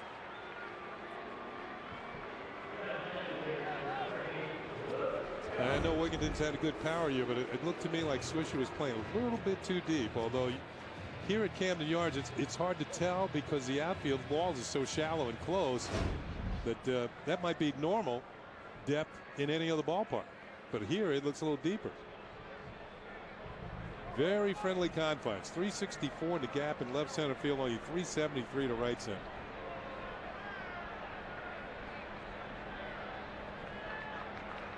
Here's Luke Scott. And there's a fastball strike. Scott singled to right in the second inning. Just watching Hughes tonight, got good stuff, but he doesn't have the command that we've seen him have in the past. And, you know, it's one of those games he's going to have to grind a little bit. He's got a good cushion, though. The Yankees kind of took a little pressure off of him by jumping out with 6 runs on the scoreboard. It's not like every pitch at this point is going to mean the game. Thanks to Curtis Granderson with that grand slam. Gave Hughes and his team a lot of breathing room. Turned a 2-0 game into a 6-0 game. What'd you call it? A Grand Slanderson. Oh. I'm going to give that to Sterling. He likes those things. I thought it was the Grandy Man. The Grandy Man? I think he does that, and he goes, isn't it grandish? Something like that. Yeah. Okay. I can't keep it.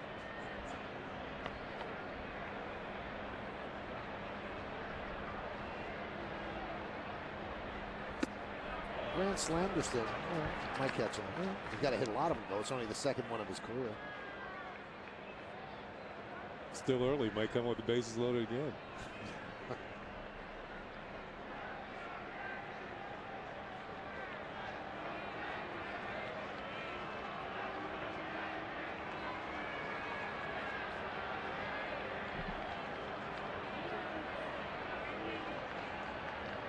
The 2-1. There's that cutter in the count 2-2. Now you don't want to show that too often, and it was a good pitch. The count was 2-1. He was Scott's thinking fastball, but all of a sudden the ball's in on his hands. Great weapon. And well spotted.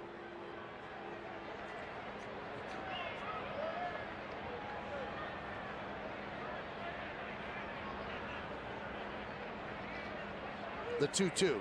Swing and a miss. Came back at 94. Ooh. That's an impressive sequence there by Hughes against Luke Scott.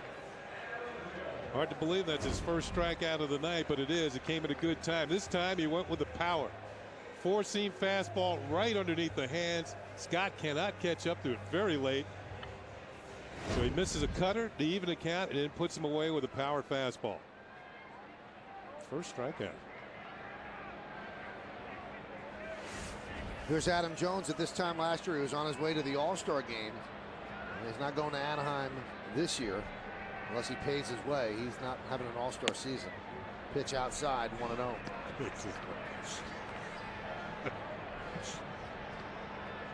He'll be one of many. Where was it last year? St. Louis? I think it was St. Louis. Yeah. Not only that, he had the game-winning hit. I think it was a sacrifice fly that they wanted for the American League. Fouled away.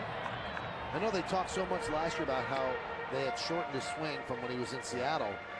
But right now, Kenny, looks like it's long again, and that's why you're beating him with fastballs sometimes. Fastballs, he's a good high fastball hitter, been known to chase pitches out of the zone, to slider away. There's a hitting coach, Terry Crowley, and I was talking to the king of swing before the game, and the king said he worked with Jones before the game. He told me, you would have thought it was Hank Aaron in there hitting, Hank Aaron hitting, because he hit so well before the ball game. But this is when it really counts.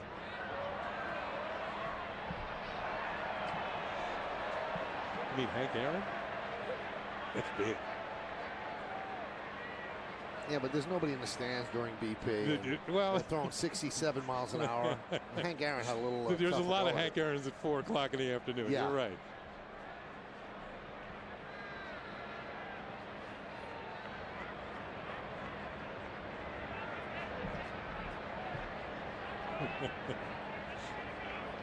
Markakis leads off second. Wigginton off first. One man out. We're in the bottom of the fourth. It's all Yankees 6-0.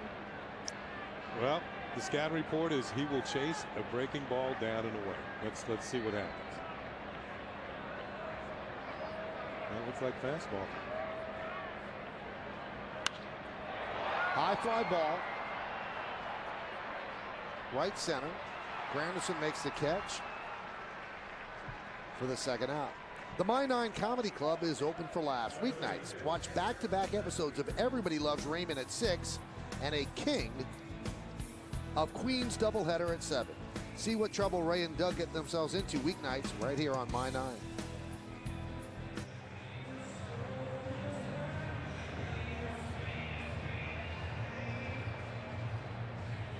And here's Matt Wieters, single to right in the second inning. So the Orioles get the first 2 runners on so far, have done nothing with that.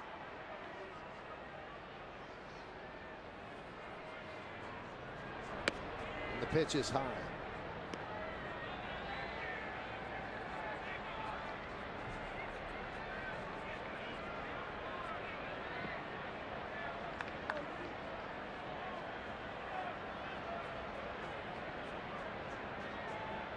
And the 1-0. Strike. Now, coming into the night, Hughes had had a couple of starts against Baltimore and allowed just 2 runs in 12 2/3 innings. So now he's gone 14, 14, 15 or 16 1/3, and he's still giving up just 2 runs. When we talk about the All-Star game, Phil Hughes might be pitching his way onto the All-Star team. And that would mean something to him because he grew up in that area, Southern Cal. Still a lot of baseball to go before the beginning of July. First week of July. And I think back to the game he pitched in Oakland, the 1-hitter. He gave up had the no-hit bid into the 8th inning, gave up the hit. His parents drove all the way from Orange County up to Oakland, California, and it rained all the way. First they thought they wouldn't go, but they did come up there and saw him pitch his best game. As you look at the earned run averages, top 5 in the American League. David Price, another former number 1 draft pick of the Rays. Count now 3-2. That's going to release the runners 3-2 and 2 outs. And you speak of, we talked about all these high draft picks. Andy Pettitte, is he a 20th rounder? Sometimes the late rounders make it. No, Mike Piazza was a 62nd rounder, taken as only a favor by Tommy Lasorda because he knew Mike's dad. Heart and desire. Yep. 3-2. Fouled out. Don Mattingly was taken in later rounds. Andy Pettitte in 1990 taken in the 22nd round.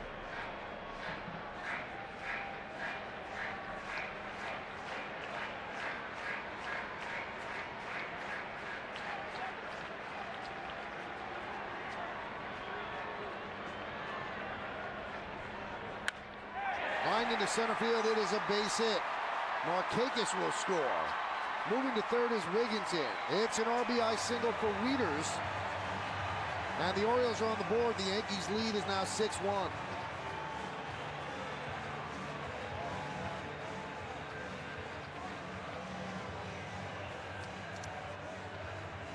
Acting pitching coach Mike Harkey out to the mat, and this is more or less to give Phil Hughes a breather here with 2 outs in the 4th inning, and Matt Wieters reaches out, strokes it into center field. His second hit of the night. We talked about the long swing and got to that one quickly. And a solid single to center field will score Markakis with Baltimore's first run of the ball game.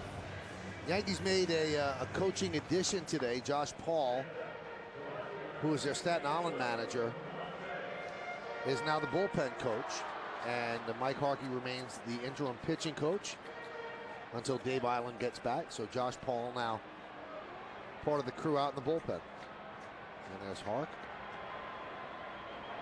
He's a presence when he walks out to the mat. Big man. Yes, he is.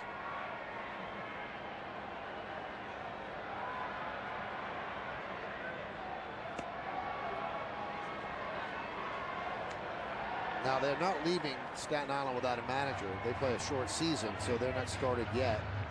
So they were in extended spring training. So they took Josh Paul from that, and he's now the bullpen coach. 1-0. Count 2-0. Josh. Former catcher. Yeah. He doesn't want to miss that phone call. It's right by his left ear.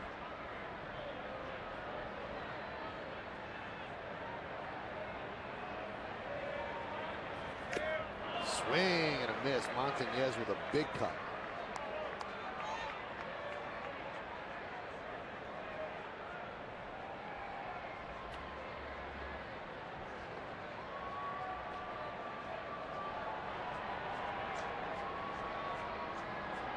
The 2-1.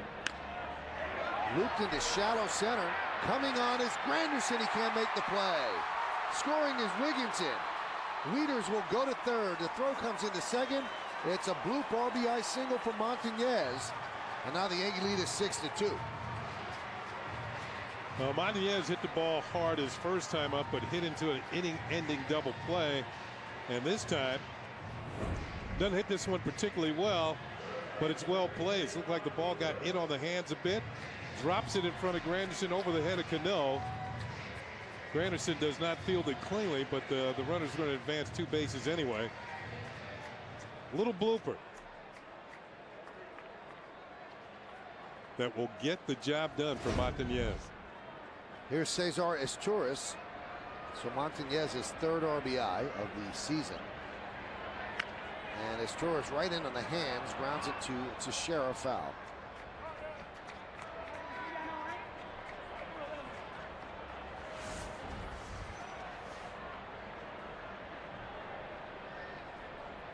So Wieters is at third, Montañez is at first.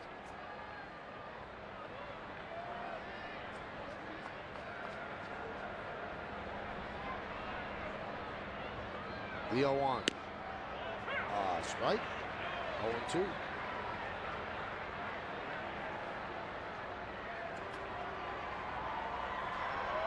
The next pitch will be the 30th pitch of the inning for you. So he has struggled. He's at 71, and we're just in the 4th.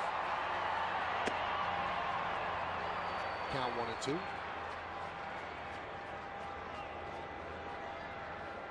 You know, Michael, when you think about it, which pitch counts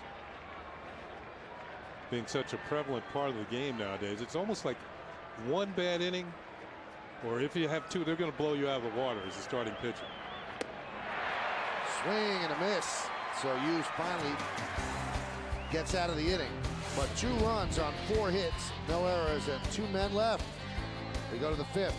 6-2 Yanks. Stay tuned for the Verizon Fios game wrap-up after the game on My 9 News. The wind was howling through the trees, and a group of kids were camping. Suddenly, they realized they had all the wrong gear. No tents, no kayaks, no grills for hot dogs. Luckily, we went to Sports Authority and got everything we need for our summertime fun. Right now, tents start at just $29.99 and sleeping bags as low as $19.99. Our lowest price of the season, plus hundreds of other great deals on all your outdoor needs. And our best offer of the summer, get up to a $50 cash card when you spend $200 or more. Sports Authority, your outdoor and backyard authority. The 2009 New York Yankees are world champions. Come out to Yankee Stadium to see the 27-time world champion New York Yankees in action. Bring a group of your friends, family members, or business associates out to Yankee Stadium and enjoy Yankees baseball in a private game day suite or in one of our great group locations. Visit Yankees.com, call 646-977-8900, or visit suites at Yankees.com. In 2010, come home to Yankee Stadium, the home of champions. 2 coffees for my brother and me, please. Thanks. Got it. Hold this. Getting cash back on your debit card changes everything. Got it. Introducing the Chase Real Cash debit card. Got it. Up to 3% cash back on things you buy every day automatically. Got it. Just excuse me. Oh, got it. The new Chase Real Cash debit card. This isn't over. Chase what matters. Doug's rainy golf game is a washout. Oh, nice shot, Chubby! I stink! I hate me! Tomorrow at 7 on My 9.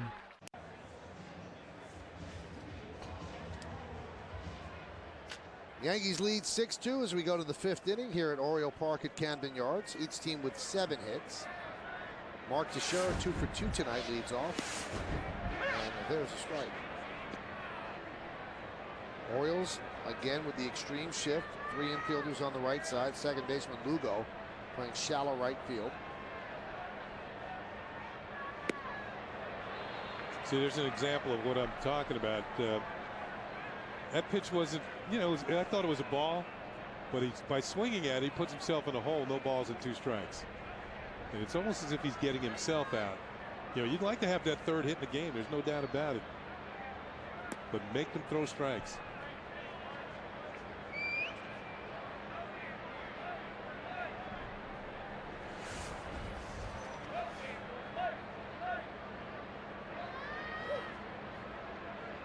And the 1-2. Foul back.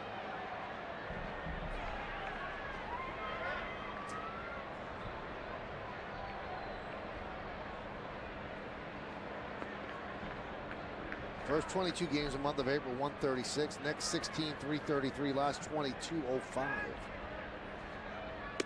And that includes his 2 for 2 tonight. Overall, he's at 218. Historically been a slow starter in April, but usually by now his numbers rounding into shape, although his power numbers are not dreadful by any stretch. 34 ribbies is not that bad. The 2-2. Foul back. Didn't you tell me a story, Kenny, once that you were hitting under 200 in June and you ended up having one of your best seasons? No, I wouldn't say it was one of my best seasons. I came back and led the team in hitting. It's just that I think I was hitting 185 on June the 2nd. Try lugging that around. Looking up at the scoreboards. I remember being at Yankee Stadium, looking up at 185, and my parents are there that night. I'm thinking, oh, my mom's not happy with this. Let's do something.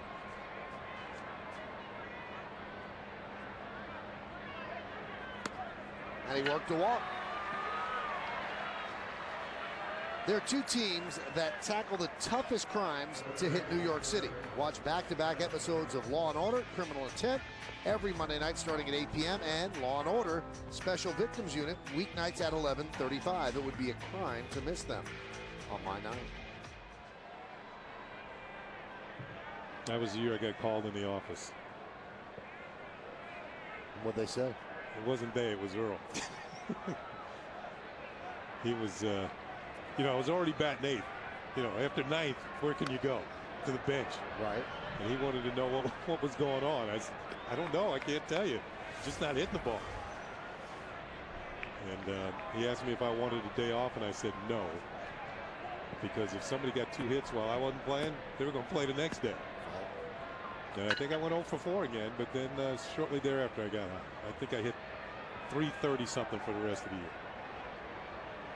The 0-1. Fouled away. You remember what you finished the season with?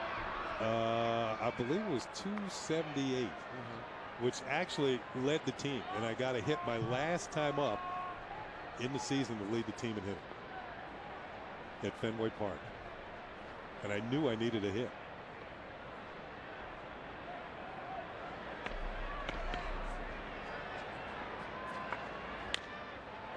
Grounded toward third. Tejada to second one. No return throw.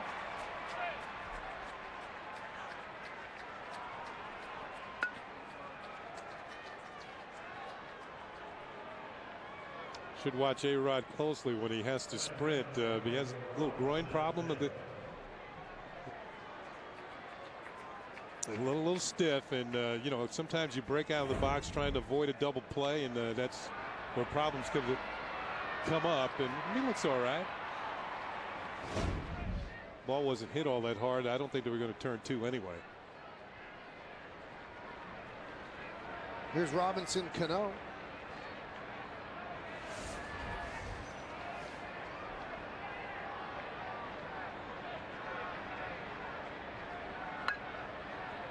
Cano 2 for 2. 8 straight games here of 2 or more hits. And that one gets away from leaders. Can't find it as Alex jogs to second. They scored a wild pitch. Wild pitch also takes the double play out of order here. At least the conventional ground ball double play looked like a changeup. Yep, changeup. Pulls down on it off the back off the heel of the glove. It looked like Wieters kind of played that unconventionally. Turned his glove this way and didn't get down in front of it to block it, so the ball hit the heel of his glove and broke away. Jeff Datz is the catching instructor. He might have a see. He did it a little bit better on that particular pitch. Another changeup. That time he got down, had his glove open, and blocked it.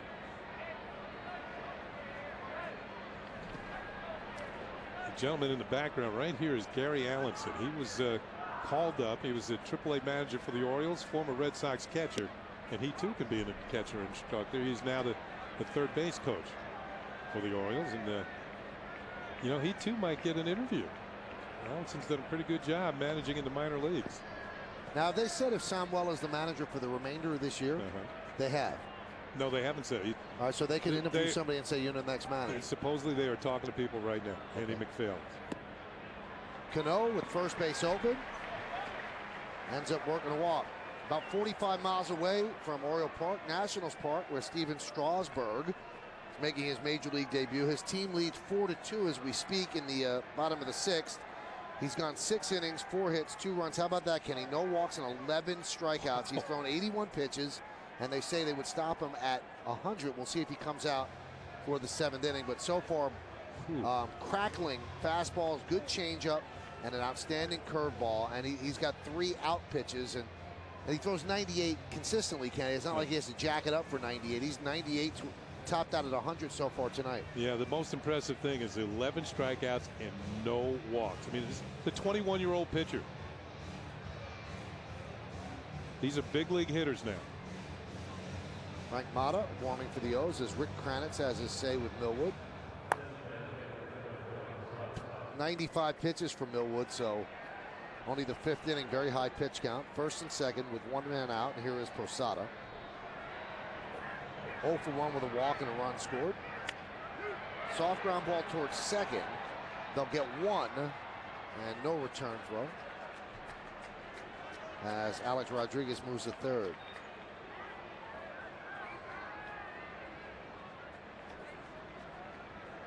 So Posada continuing to struggle. He is 3 for 23 since coming off the DL.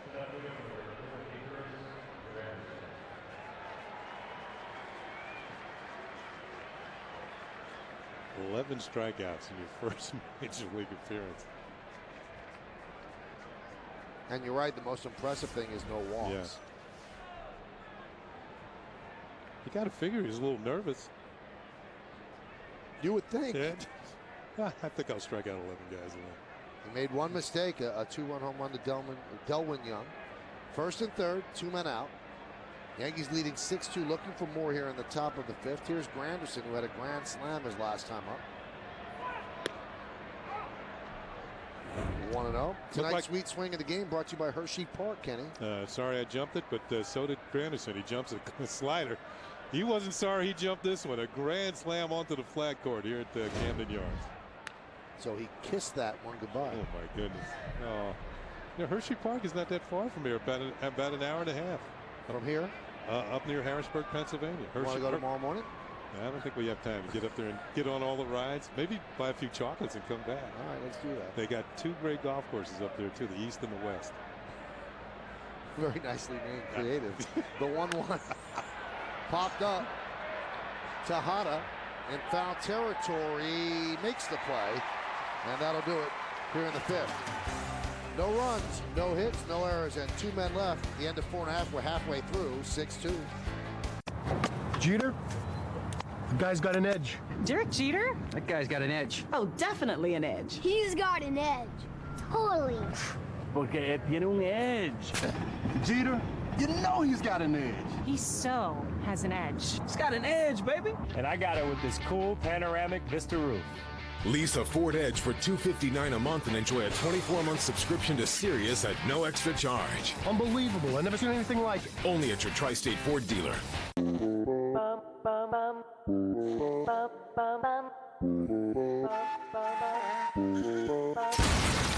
Sweet Million is sweeter than sweet, which is sweet. Sweet Million from the New York Lottery. Your best chance to win $1 million for $1. Time Warner Cable TV customers, you can get 6 months of DVR service free. That's right, 6 months of DVR free. Just add Roadrunner high-speed online and digital phone to get all the best triple play. You'll get 3 great services for just $99 a month for the first year, and 6 months of DVR service free. Call 877-303-0923. This offer ends Friday. Call 877-303-0923. Well, we're pretty good about cutting down on our bills. What? Hi, honey. Lights out. But to save even more money, we went to Lowe's. I told them an Energy Star washer would save about $500 a lifetime, and a WaterSense toilet can save up to $90 a year. Plus, Greg won't tell you this, but Lowe's is the only retailer to win the EPA's highest award from Energy Star and WaterSense. They're trying to embarrass me. Oh, come on. Experience. Lowe's. Let's build something together. Go to Lowe's.com for our online rebate and tax credit finder tool. Yankees lead 6-2 as you go to the bottom of the 5th. Let's look at other scores. Out-of-town scoreboard brought to you by the KFC 14-piece Fan Feast. When your kids' game time leaves no time to cook now at KFC. Well, they've allowed Steven Strasburg to pitch the 7th inning. And that's how the Nationals say pronounce his name, like straw. Straw. Steven Strasburg. Now, there is a town in Virginia, Strasburg, Virginia. And they have a very small town. I think it's like 6,000 people, about 70 miles south of Washington. And they are going to, next year, they are going to change the name of the town for 1 week to Steven Strasburg, Virginia.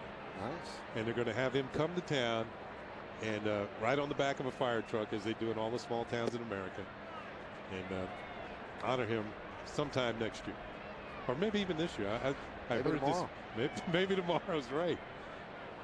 Julio Lugo 0 for 2 against Phil Hughes as he leads off the 1-1. There's a strike. They got all kinds of things playing. The Strasburger.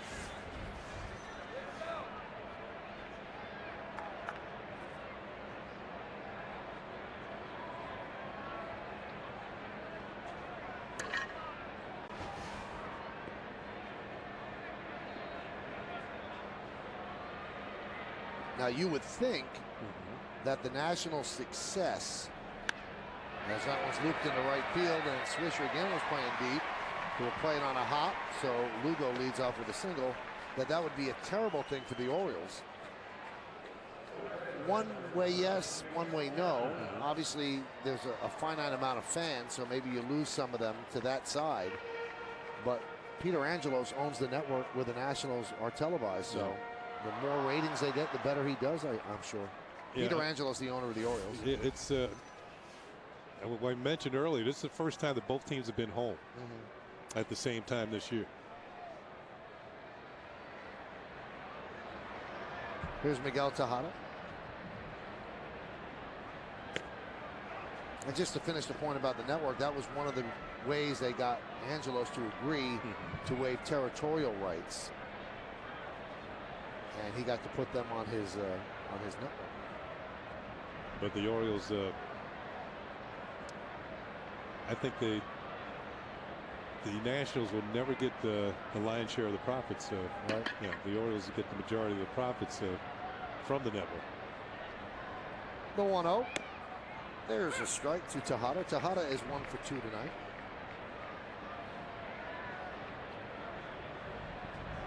Hughes is not working quickly tonight. He does not have tremendous command. Still leading 6-2, so nothing to sneeze at. But he has had better games this year where he's worked with a little more pace.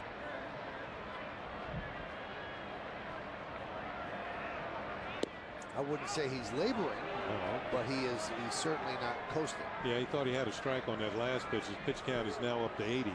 You know, one thing he's done better than any other Yankee starter, he's got the leadoff man in an inning out.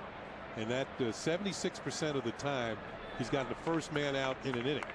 Well, tonight that hasn't been the case. 3 times in the 5 innings so far, the Orioles have gotten a leadoff man on with a hit. And that's something that's kind of going against the grain for Phil Hughes in this game. Big cut by Tejada. But he still has swing and miss stuff.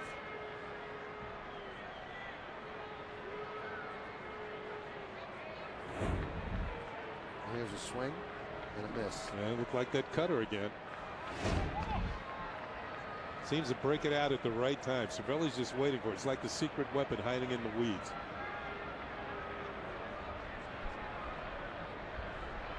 The 2-2. Foul away.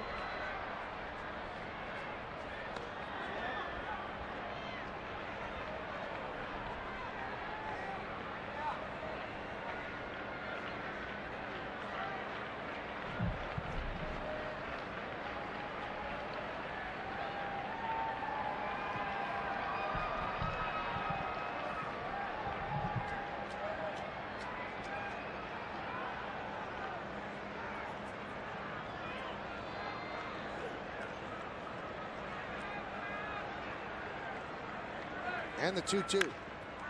Grounded right side. Grabbed there by Cano. And it gets the hustling Tejada for the first out as Lugo moves to second. This day in Yankee history is brought to you in part by your Tri-State Cadillac dealers. Visit CadillacTristate.com to find a dealer near you. 1969 Mickey Mantle Day. Mickey has number 7 retired. Mantle and Joe DiMaggio exchange plaques that will hang on the center field wall. And one of the great lines that Mickey had that day was, if we're going to have plaques in center field, yours is going to have to hang just a little bit higher than mine, when he gave Joe DiMaggio his plaque. Wow. I think there were over 60,000 people at the old Yankee Stadium that day to honor Mantle.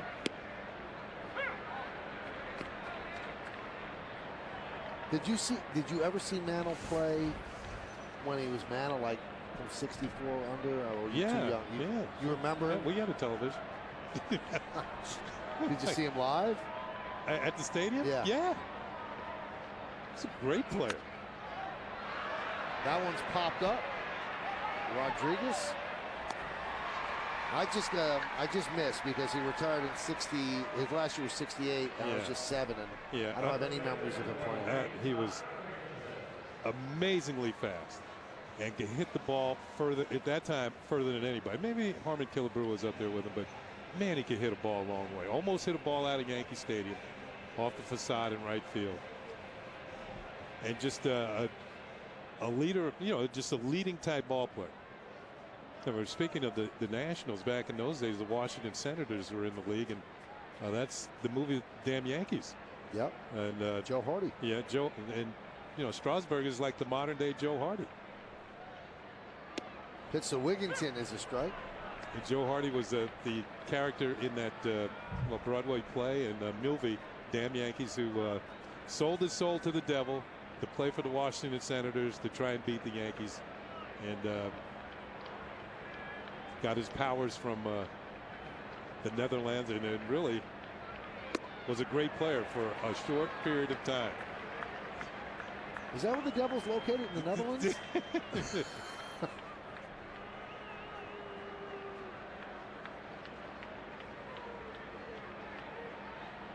The Devil's name was Mr. Applegate. Yeah, Ray Walston.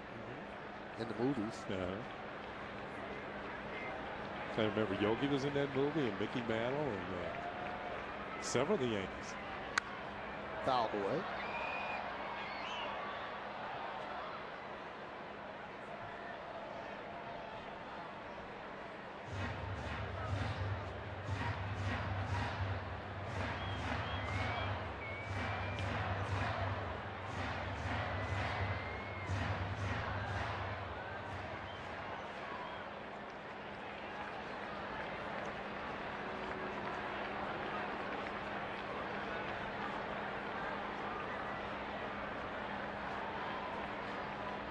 The 0-2.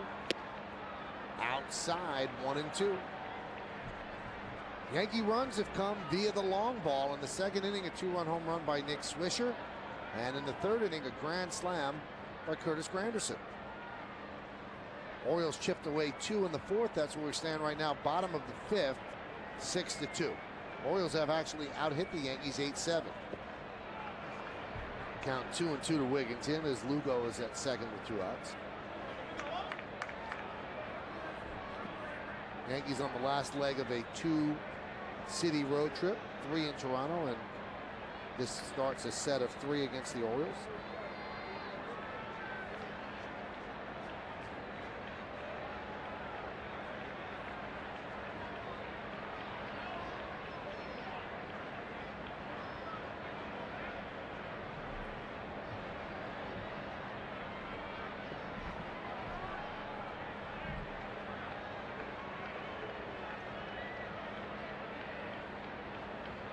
And the pitch. Hit sharply through for a base hit. Charging is Gardner. Here comes Lugo. They're sending him home. Here's the throw. Not in time. An RBI single for Wigginton. And it's 6-3 Yankees. Well, he said Wigginton's probably having the best year of all the Oriole hitters. Leading the team in home runs and runs batted in, and a 2-out single here. Gardner gets to it well. The throw is a little bit up the first base side, and that takes away the chance of throwing out Lugo at the plate. Lugo has excellent speed and was off with the crack of the bat with 2 outs. So the Yankee lead is down to cut in half.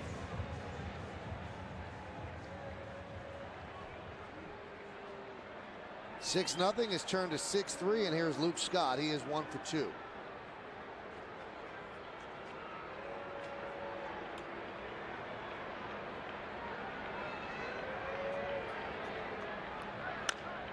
High pop-up. Alex Rodriguez will make the play, and that will do it. But the Orioles get a run on 2 hits, no errors, and 1 man left. 5 in the book, 6-3, Yankees lead. The award-winning 2010 Cadillac CTS. The car and driver 10 best for the 3rd year in a row. Attractive offers now available on a 2010 CTS at your Cadillac dealer. Gorgeous day, huh? What's up? What is that? That's so weird. What?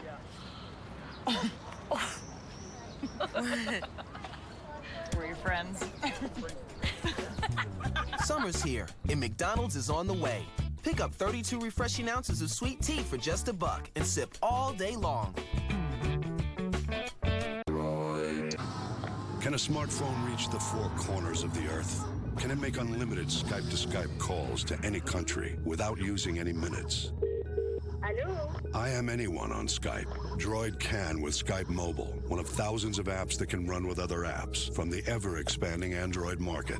When there's no limit to what Droid gets, there's no limit to what Droid does. Right now, buy 1 Droid by Motorola and get a second one free. Only from Verizon. Mike and Brenda found a house that they really wanted. It was in my sister's neighborhood. I told you it was perfect for you guys. It's literally across the street from her sister. But someone else bought it before they could get their offer together. We really missed a great Dodged a bullet there. So we talked to them about the Wells Fargo Priority Buyer Pre-Approval. It lets people know that you're a serious buyer because you've been credit approved. We got everything in order so that we could move on the next place we found. Which was clear on the other side of town. Wells Fargo, with you when you're ready to move.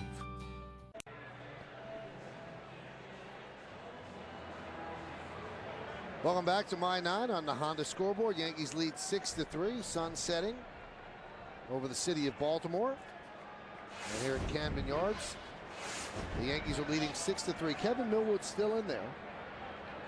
And Cervelli will lead off. And Honda, of course, look for money-saving leases and low financing at your Honda dealer. Well, the Yankees jumped out to a 6-0 lead, but the Orioles have cut down in half. Now it's tack-on time for the Yankees. Cervelli, bloops run into right field for a base hit. They'll take away some of the momentum that the Orioles have built up by scoring in the last 2 innings against Phil Hughes. That's a good start. Base hit by Cervelli. Little slider on the outer half right off the end of the bat. Might have even broken the bat, but you can always get another bat. You can't. Welcome back to My 9 on the Honda scoreboard. Yankees lead 6-3. Sun setting over the city of Baltimore.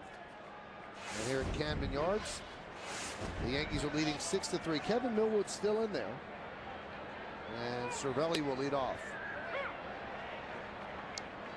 And Honda, of course, look for money-saving leases and low financing at your Honda dealer. Well, the Yankees jumped out to a 6-0 lead, but the Orioles have cut down in half. Now it's tack-on time for the Yankees. Cervelli, bloops run into right field for a base hit. They'll take away some of the momentum that the Orioles have built up by scoring in the last 2 innings against Phil Hughes. That's a good start. Base hit by Cervelli. Little slider on the outer half right off the end of the bat. Might have even broken the bat, but you can always get another bat. You can't always get a base hit. You can see that ball just float nicely. And he's had some trouble getting base hits of late. Yeah. 1 for his last 21 before that bloop single. First hit by a right-handed batter for the Yankees tonight off Millwood. And there's a strike to Brett Gardner. Millwood's hanging in there, 102 pitches, and looked like he was destined for a really early shower, but that's one of the strengths that Millwood gives you. He's going to give you innings. Might not always be the cleanest innings, but he's not going to want to give the ball up and go have an early day. He'll stay out there for you. He's going to save your bullpen. Check swing right back to Millwood. He's going to go to 2nd-1. That's all they'll get. So he got Gardner on a changeup. Cervelli is forced at second. Oh, you hate it when you do that as a hitter. You try and check your swing and you make contact and hit a little dribble it back to the pitcher. Feels like such a wasted at bat. But for Gardner's sake, at least he got on base with the force and now has a chance to make something positive happen by getting himself into scoring position against Millwood and Wieters.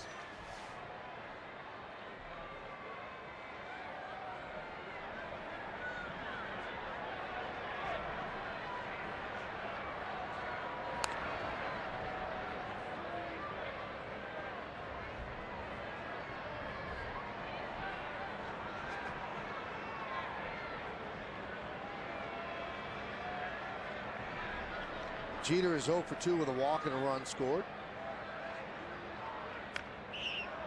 Right in on the fist of Jeter.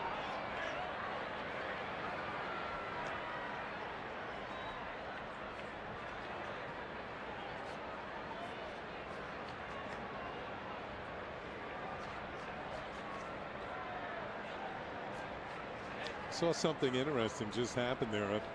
I didn't see who threw the ball back to the pitcher. Was it the catcher who threw it back to him after the foul ball? Because the ball got away from Millwood. Now, if the umpire throws it, I think that means the ball's not in play yet. Right. But if the catcher throws it, does that mean the ball's in play? And if it gets away far enough, can Gardner go to second? If the catcher throws it back, yeah, and it was given to him by the umpire, you think it's in play? I think it's in play once it's given to the catcher. Yeah. Huh?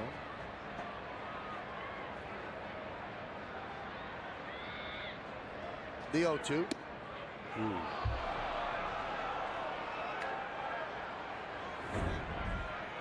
All right, so it's Wieters who actually throws the ball, and so I think the ball is actually in play there. I agree with you.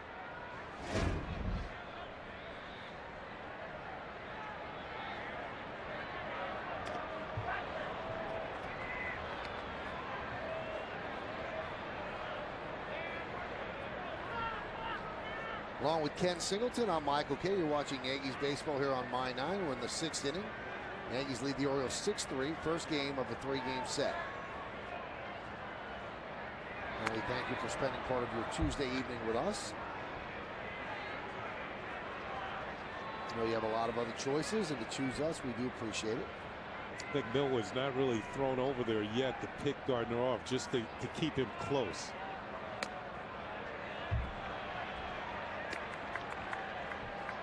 You haven't really seen that explosive move over the first base, and as a veteran, you know he's got one.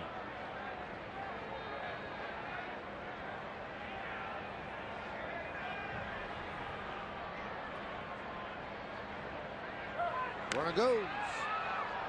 Jeter had to protect and fouled it back. Yeah, decent jump for Gardner.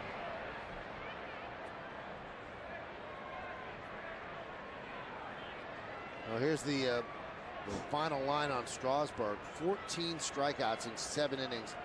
He struck out the last 7 batters that he faced. 94 pitches, 7 innings. That's pretty good. The record is 10 in a row. And it's still 4-2 with the Nationals leading.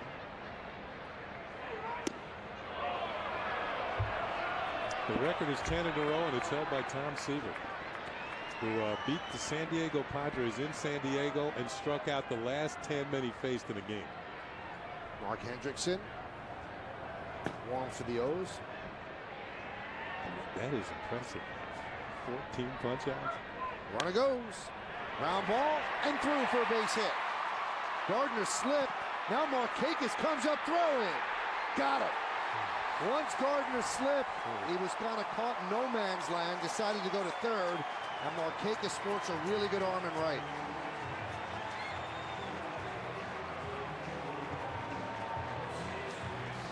Now we're talking about picking that momentum back up, and it would have been, looked like they were in business first and third. I think once he slips, stay at second base. Markakis, one of the better arms in the league, and you can see an easy out at third. Throws it all the way on the fly, on the bag to Tejada as he applies the tag to Gardner. Here's where he slips. He should have gone to found the ball when it was hit. He didn't. Slipped. You hold up. You stay where you are. So 2 away on the Markakis assist, and that's going to bring up Nick Swisher. Nice block there by Wieters. I mean, when he slipped, he lost all of his momentum. And you got to know who's playing the outfield. You got to know that Markakis has a strong arm.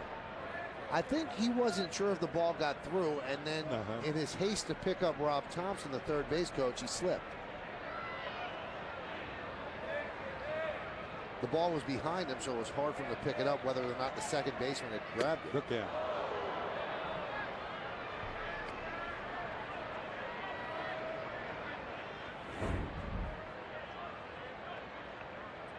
Yeah, he didn't know if Lugo had gotten to the ball. You know, I think, though, once you slip, you go safety first, or in this case, safety second, and stay at second base.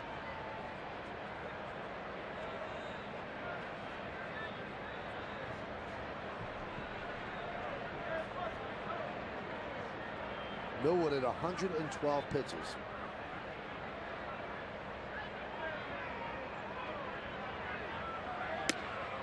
And the count now 3-0.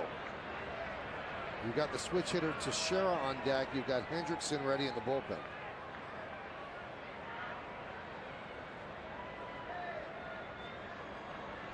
Millwood with a 6-game losing streak, longest of his career. Trailing 6-3. 3-0. They turn him loose and a base hit. Jeter will stop at second as Markakis comes up throwing. So for Swisher, he's 2 for 4, the 2-run home run, and now a single. And that's going to bring up Mark Teixeira. These switch hitters make managerial decisions very difficult. That's right there for Swisher to turn on, and you know, with the location of that pitch, I think that Millwood's lucky it was just a base hit, a solid single.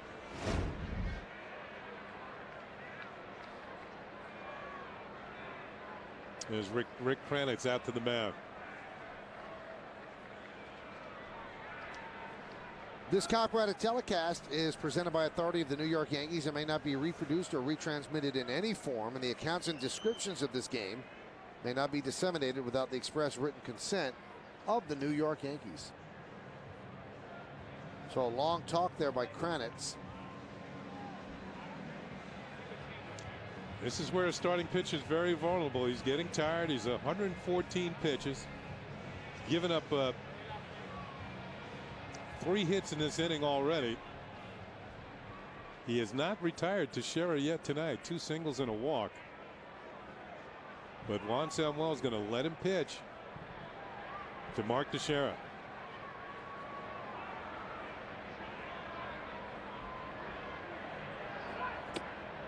There's a strike. Breaking ball whispering across the inside corner.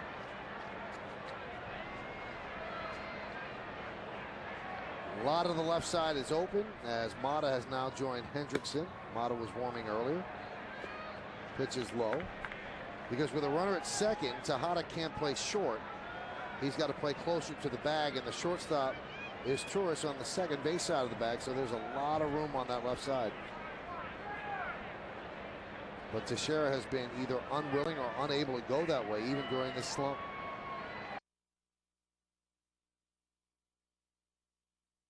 Count 2-1.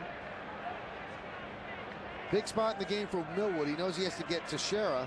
If he has any chance of getting a win, he gets knocked out here, he's got no chance.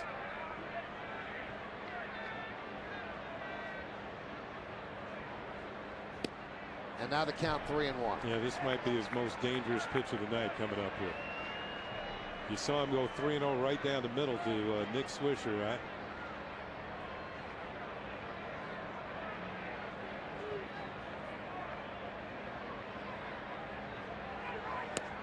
And he walked him, and the bases are loaded. That will probably do it for Millwood. He's at 119 pitches.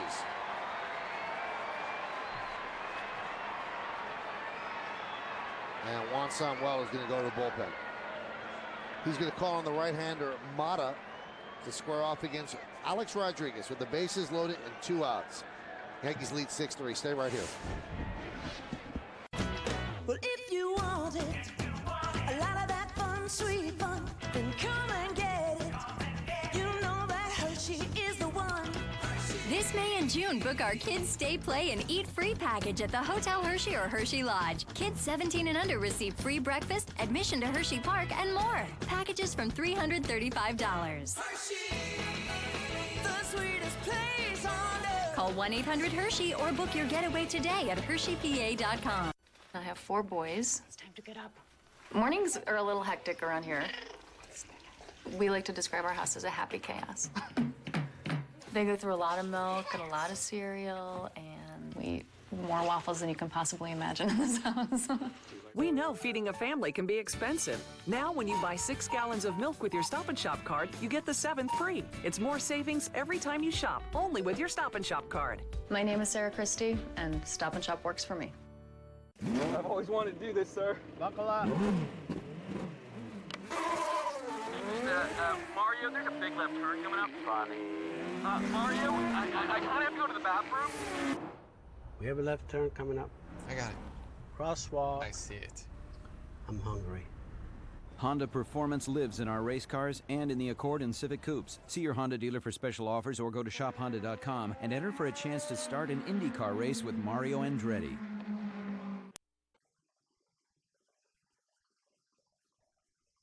Hey, Greg, put down those hot dogs. It's time to talk about Good Day New York. But I'm watching the game and we're interrupting it. And I'm trying to tell everybody to wake up with Good Day. Let's let the announcer do that. Mr. Announcer? Join Rosanna Scotto and Greg Kelly on Good Day New York, weekdays from 7 to 10 a.m. on Fox 5.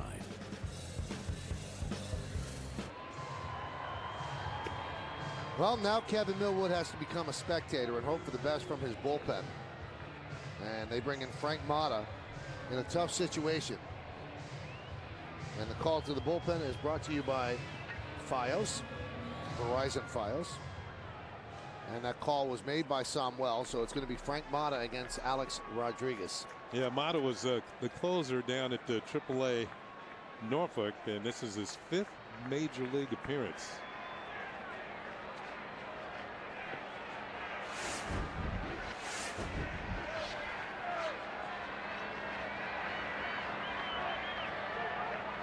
Pitch inside. Alex Rodriguez with 20 grand slams in his career. Next on the list for second place all-time is Manny Ramirez with 21. The all-time leader, 23, Lou Gehrig.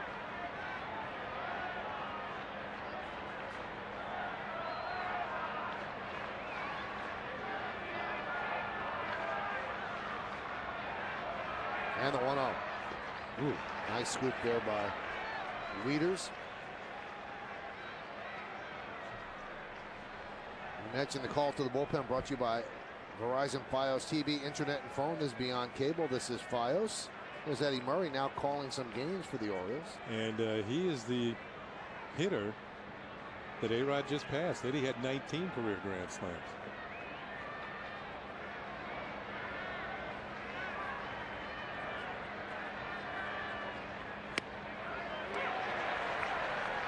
Count 2-1.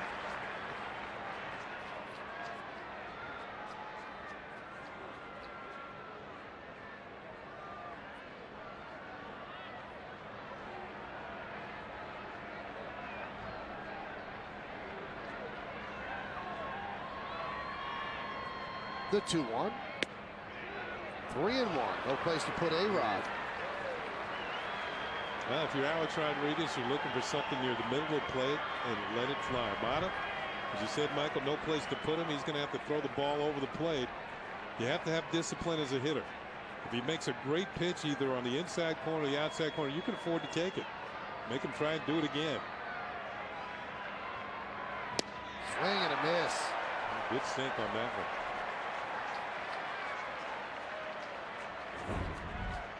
Watch the movement on this pitch. Down and in. A-Rod had a good swing at it.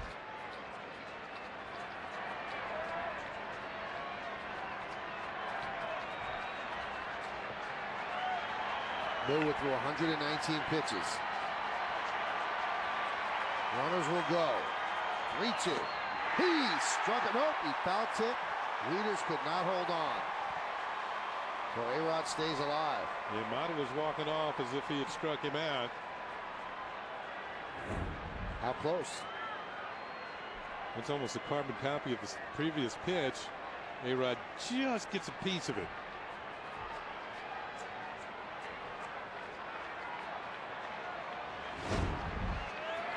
Oh, he's got good movement on his last couple of fastballs.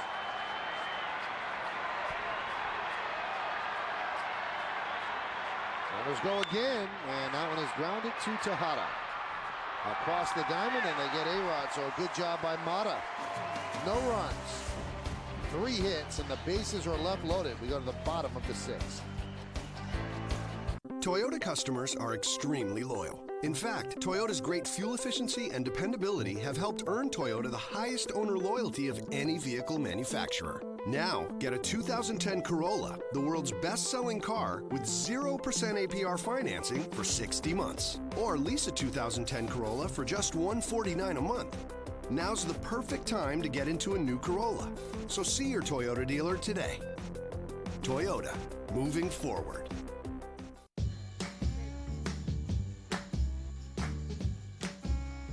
I own a small law firm, and I'm a much better lawyer than I'm an accountant. So when I wasn't getting paid as quickly as I would like, I did what came naturally. I threatened to sue. Turns out, that's not the best way to keep clients. So I went looking for answers online at openforum.com. It's a place where I can talk with other small business owners like Thomas and Connie and learn about tools like Accept Pay. It's a new way to bill online that can help me get paid much faster, without the need for any legal intimidation, which gives me a warm, fuzzy feeling. Sort of like these super comfortable socks made from the soft, supple wool of alpacas.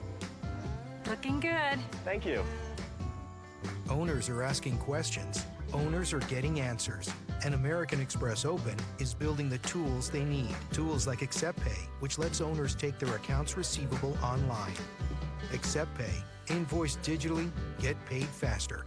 Only from American Express Open. What were you like growing up in high school? Remember the homecoming king and the president of the class? Not that guy. All right. I was in the band. You think I'm a geek, don't you? I played the tenor saxophone. Check out Good Day New York, now till 10. Well, if you have tickets to see the Yankees and the Astros on Saturday, June 12th, the Yankees are asking that you arrive at the stadium early. Why? It's Military Appreciation Day, and there's a comprehensive pregame program planned, which includes a performance by the Army's Golden Knights parachute team.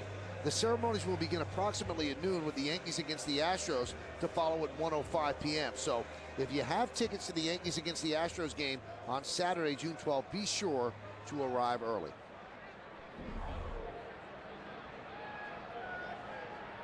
On the Honda scoreboard, 6-3, Yankees lead the Orioles. Phil Hughes still in there, and he will deal to Adam Jones leading off.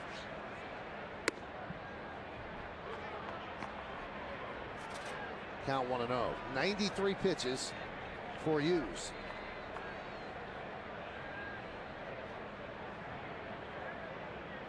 And the pitch. Fouled away.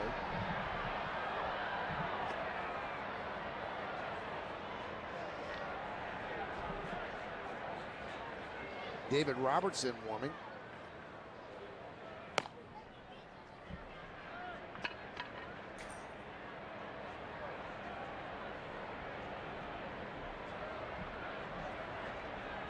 And the 1-1.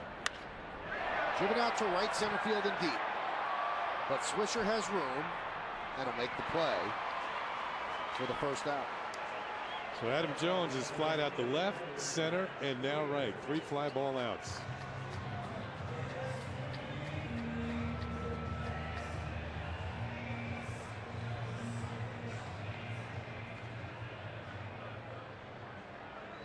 See that ivy on the batter's eye in center field? When the stadium first opened, it was down there almost on the level just beyond the fence. And now, after all these years, it's almost covered up. So that's 18 years of ivory? Yeah. Ivy, not ivory. Yeah. Longest home run ever hit here with, remember, Darryl Strawberry hit it off of Mike Messina. And it hit one hop off the batter's eye back there, changeup. I think it's 450 feet. Darryl smoked that one.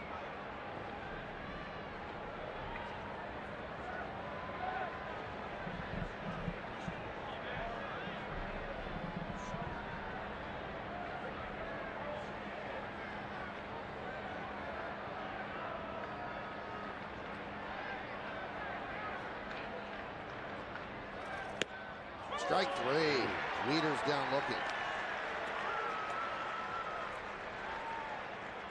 Not much any hitter could do about that pitch. Third strikeout of the night for Phil Hughes, but just right in the glove. Bam.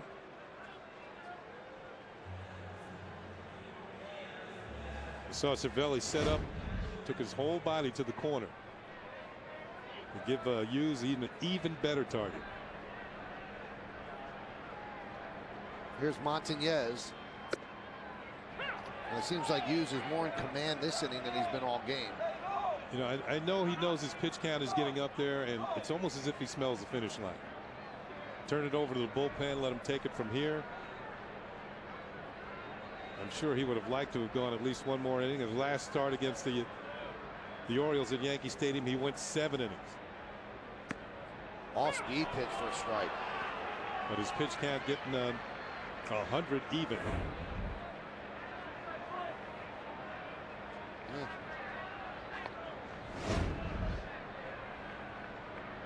First time in his career he's pitched back-to-back games against the same opponent. Look out.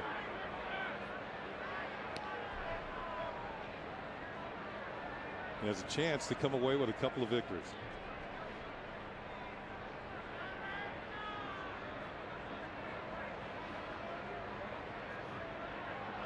Swing and a miss. Finishes strong.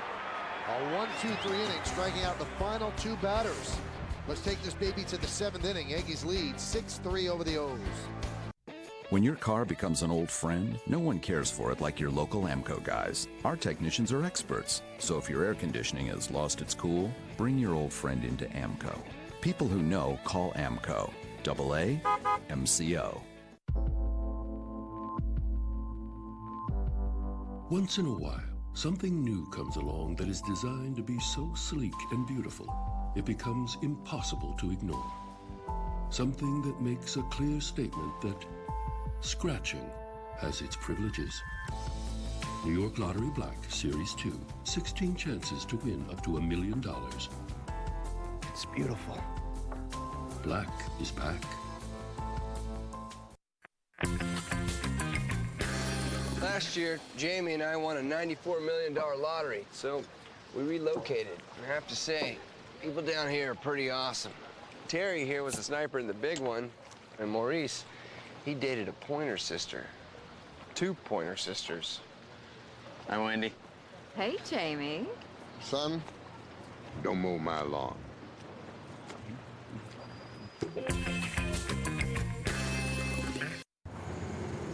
Kyle! What's up, Mom? You went on a 29,000-mile joyride in my brand new BMW? Mom, it's pre-owned. But your father said it was new. Yeah, new as in you didn't have it before. Looks like new, performs like new. And with a warranty for up to 6 years or 100,000 miles, it's hard to believe it's pre-owned. Wait till your father hears about this. He knows all about it.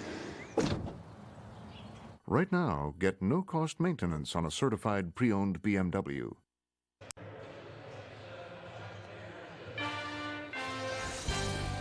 New York Yankees baseball on My 9 is brought to you in part by BMW, the ultimate driving machine, Capital One Bank, what's in your wallet, and by the New York City Department of Transportation.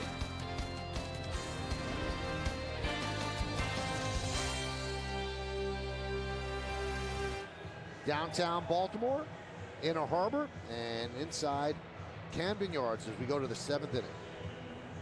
6-3, Yankees lead. New pitcher for the Orioles. Frank Mata came on to get Alex Rodriguez to ground to third with the bases loaded in the 6th. Now it's Mark Hendrickson's turn. And he will face Cano, Posada, and Granderson, so 2 left-handers. But bringing in a lefty to neutralize Cano doesn't exactly work. No, it hasn't worked this year.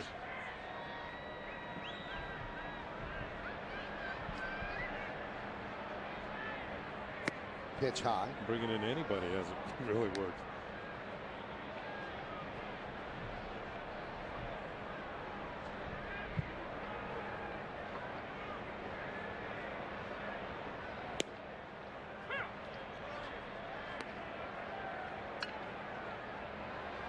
You know, you were mentioning the fact that people in New York want Mark Teixeira to be moved out of the 3rd spot in the lineup. Well, tonight it's kind of a moot point. He's been on base 4 times with 2 singles and 2 walks.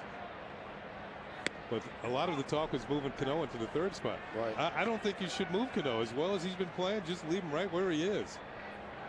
Yeah, why would you mess with him? I mean, he's on pace to driving about 130 runs in the number 5 hole. The 2-1. And Joe Girardi was in no hurry to even move Teixeira from the 3rd spot. So I think at this point it's a moot point. And if he continues to struggle, and let's say it's the All-Star break and he's hitting in the low 200s, maybe you revisit it, but I don't think you do it now. Well, even with Teixeira's struggles, the Yankees have been either 1st or 2nd in runs scored in the league. So, you know, they're scoring enough runs. And the 2nd best record in baseball. The 3-1. The only problem is the team with the best record in baseball is ahead of it. Yeah, exactly. Yeah. But Teixeira today, 2 for 2 with 2 walks. And Nick Swisher giving him some hitting tips. Just swing down on the ball. You get the opposite effect. You swing down, the ball goes up. 3-2. Fouled away.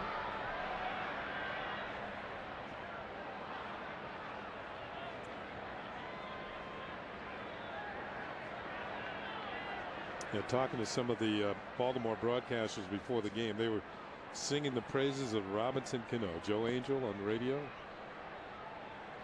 says, "Is there any way to get this guy out?" I said, "Not this year so far."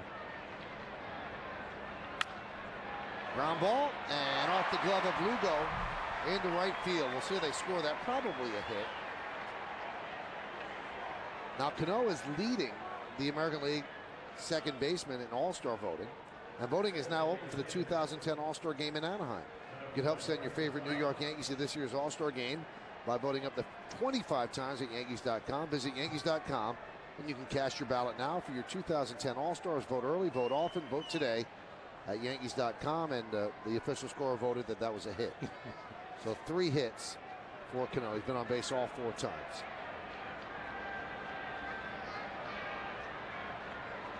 That base hit puts his average over 370. He's at 371. And Posada fouls off a slow breaking ball. Ball hit with authority, and Lugo going to his left. Now starts a dive, but kind of got in between. It's almost, should I reach for it or should I dive for it? And he comes up empty either way.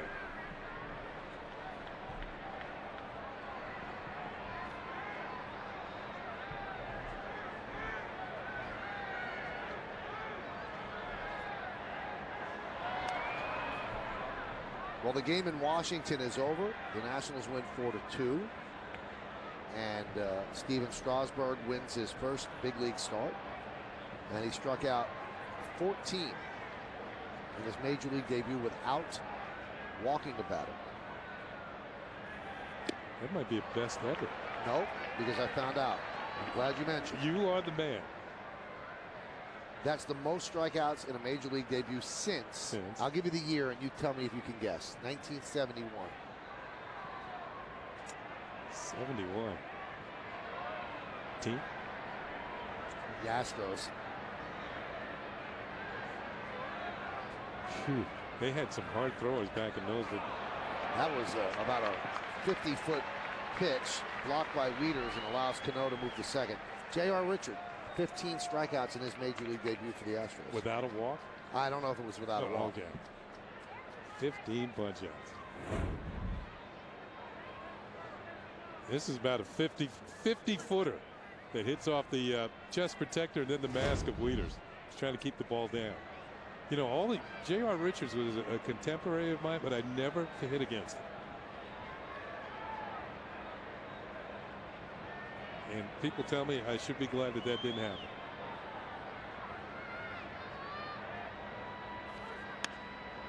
That one is looped down the right field line. Fair ball, it's trouble. It's a foul ball. J.R. Richard is the one name I always remember as a cautionary tale. And I will never, ever doubt someone saying they're injured. Because I just think you run into trouble. Nobody can get into somebody's body. And J.R. Richard complained of problems in his shoulder, and there's nothing wrong. And ended up having a stroke. Yeah. So, I mean, that's the cautionary tale, to never doubt somebody when they say they're injured. Yeah, I think the Astros at the time were, just, calling him a malingerer, that, there's nothing wrong, nothing we can, but just go out there and pitch.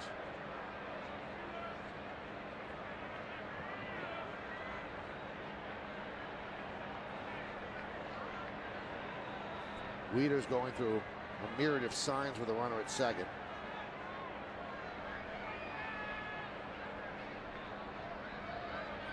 And the 1-2. Fouled away. A couple more notes on Strasburg. He threw 94 pitches, Kenny. 65 of them strikes. He struck out everybody in the Pirate lineup at least once. Fastball reached 100 miles an hour. And this is just the beginning. Just the beginning. The 1-2. Swing and a miss. Posada down on strikes.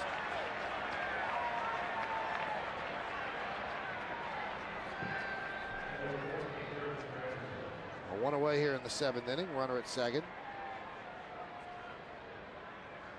Take a look at the Yankees in-game box score, brought to you by Ford. Check out the best-selling vehicles in America. Drive one at your Tri-State Ford dealer today. The Yankees have 11 hits. 2 by Swisher, 2 by Teixeira, 3 by Cano. The 1 by Granderson's huge. A grand slam. And here is Granderson. And he laces that one into center field. It's a base hit. Cano held up. So he will be held up at third. A base hit for Granderson. Cano wasn't certain that was going to drop in front of Jones, so he held up, and then Robbie Thompson didn't send him. Well, you are taught that when you're at second base, you look to see where the outfielders are. It gives you a better idea if a ball's going to fall in or not. But this was a line drive. It might have carried all the way to center. Cano with a safety first look towards Jones in center field, and you can see Robbie Thompson with the stop sign. So they're going to bring Cervelli up with a chance for a tack-on run. Jones does have a strong arm in center field. So does Markakis in right. Montes throws pretty well in left field. So they've got 3 strong arms in the outfield. Now here is Cervelli. 1-4-3. Group single to right field in the 6th. Let's go Yankee chant here in Camden Yards. Fastball strike.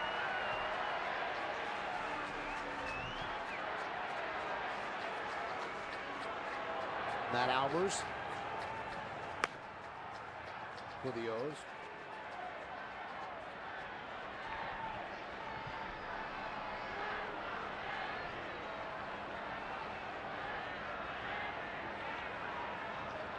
The 0-1.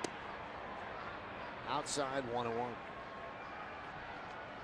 Now Cervelli hasn't been hitting lately, but during the course of this season, this has kind of been his situations. He's been hitting well with runners in scoring position for the most part all season long. And he is still the best on the team in that regard. .452.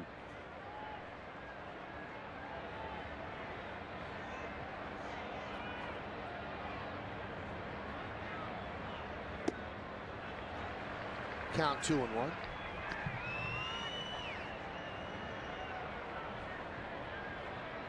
He is also 7 for 9 getting that runner in from third base with less than 2 outs. There's only one player on the team better than him, and it's the Cano standing at third base. Runner goes. They throw through much too late, and Cano gets back to third. That was odd. It was a pump fake, and then they decide to throw through when you had no chance to get Granderson. And then it was a really bad throw. A bad throw. Good play by Lugo just to come up with the throw. To look at third to make sure that Cano's not coming home. Lugo has to scoop this out of the third. And with Joe Girardi having Granderson on the move, it kind of takes away the ground ball double play. And now it forces the Orioles to bring the infield up, well, I would say halfway at short and second.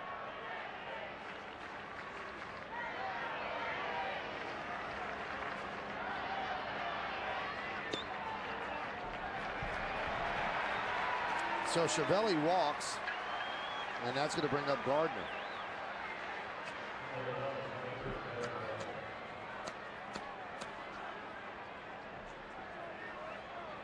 Yeah, I mentioned Cervelli was 7 for 9, getting that runner in from third base with less than 2 outs. And I also mentioned Cano was the only one on the team better than him.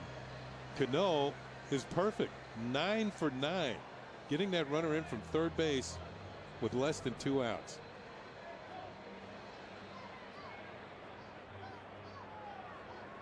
That's good situational hitting. So Kranitz wants to talk things over with Hendrickson, so it'll be the lefty Hendrickson against Brett Gardner. Gardner's 1 for 3 tonight. Yankees have been teetering on the edge of blowing this open, and they're not doing the job. Over the last 2 innings, they left 5 runners on base. So they've had the opportunity to put some distance. They haven't been able to do it. So here's another opportunity, bases loaded, 1 out. You've got Cano at third, Granderson at second, and Cervelli is over at first. Infield is still halfway because they know it's going to be tough to double up Gardner. Pitch outside. Now some might play their infield back at double play depth, but again, it's almost impossible to double them up unless he hits the ball right at an infield or right on the screws. So they're still probably going to come home. Plus, it helps him by bringing the infield in. He could actually sneak one through for a base hit a little easier.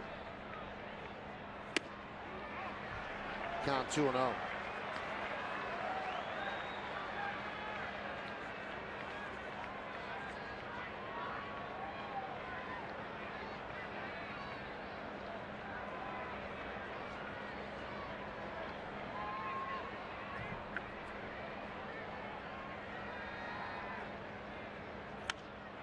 Popped up, shallow left. That might fall in. It does. Scoring is Cano. It's a bloop single for Gardner, and RBI as well. And the Yankees have a 7-3 lead, and the bases remain loaded. You know, Michael, by bringing the infield halfway, it enabled that ball to fall in. If they're back at the normal double play depth, I believe that his Torres is going to make this catch. But he had to go that much further into the outfield because this is where he's stationed, and this ball is going to fall into short left field. If he's at his normal position, he can make that play. Ball falls in front of Montañez. The Yankees have another run, and the bases remain loaded. And Juan Samuel is going to go to the bullpen, bringing a right-hander to face Jeter. Stay where you are. Yankees trying to pull away. Yankees with 13 hits and 7 runs lead this one 7-3. Bases loaded. Still just 1 out. And the Orioles bring in the right-hander Matt Albers. And he's going to face Derek Jeter. Those are the numbers on Albers. 27 hits in 27 innings. You can't have a 1-to-1 strikeout to walk ratio, and that's what he's sporting. 17 apiece.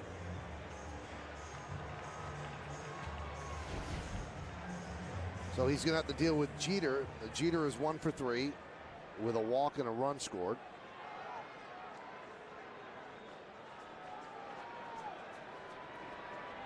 Seven 3 Yankees, bases loaded. 7th inning.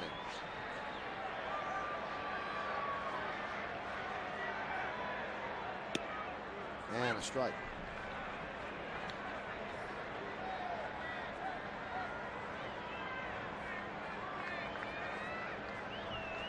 Jeter added 1 more hit to his total against Baltimore. He's got the most hits of any player against the Baltimore Orioles, any active player.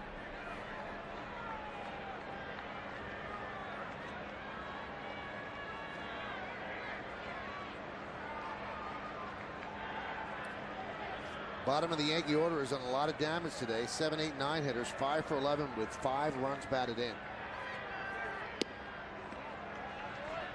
1-1.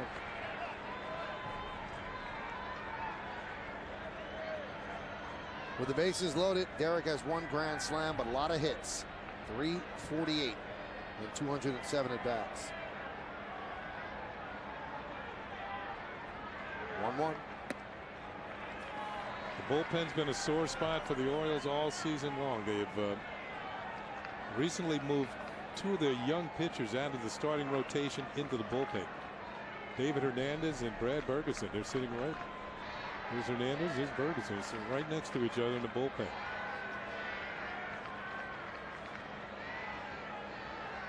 The 2-1. High fly ball. Jones will settle underneath it. Tagging is Granderson. He's just going to draw the throw because Jones has a good arm.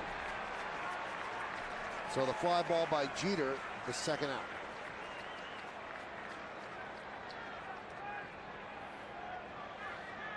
That pitch just got in on the hands of Derek enough to keep that fly ball in short left center field. Target's in. Pitch is moving in on the hands, and he got underneath it a bit. Didn't quite drive it. He's looking over at third base. It was not enough. As I mentioned, all 3 outfielders for Baltimore have strong arms. But Albers is not out of the woods yet.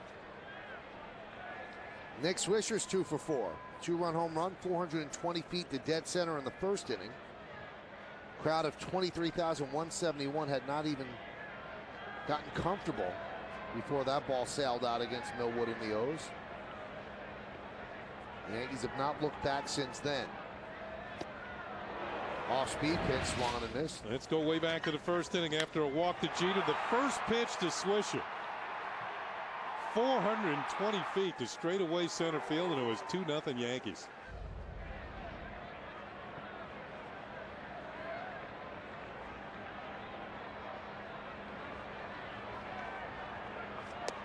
Pitch outside.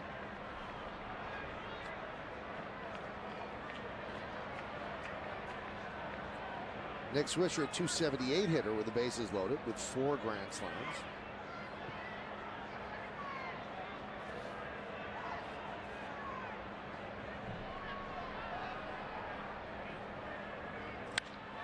That one's driven deep to right center field. Markakis back. He can't get there. It goes past him and to the wall.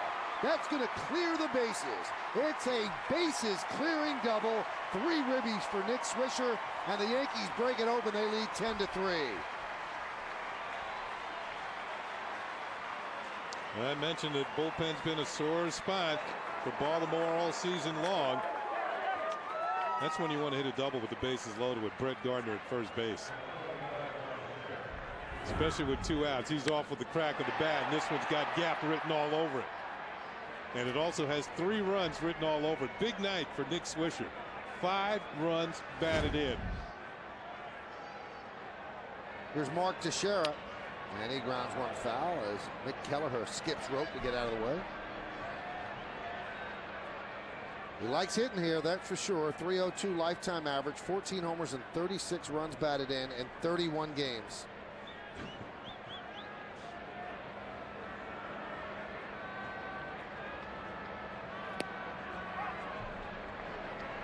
So far, a perfect night for Teixeira, 2 for 2 with 2 walks.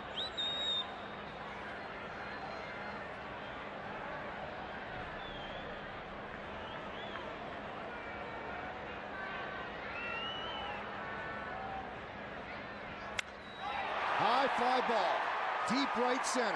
Markakis back, looking up, see ya!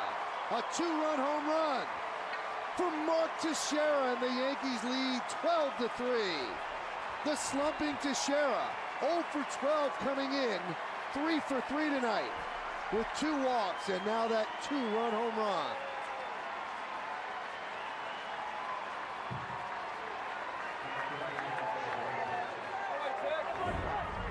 This ball was touched off. Fastball about belt high in the middle of the plate. Welcome home, Mark Teixeira. They might have a fire truck out for him tomorrow in Severna Park. Alex Rodriguez takes a pitch outside. Alex, the 9th Yankee to come to the plate as they bat around.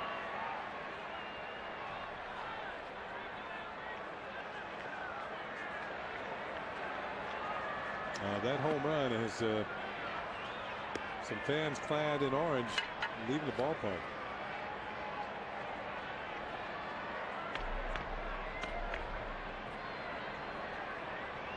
Yankees have 15 hits. Alex doesn't have one of them.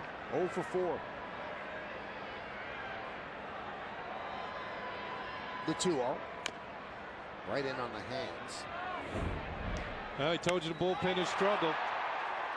And Teixeira is going to add to the Baltimore bullpen misery. That ball was smoked. 397 feet.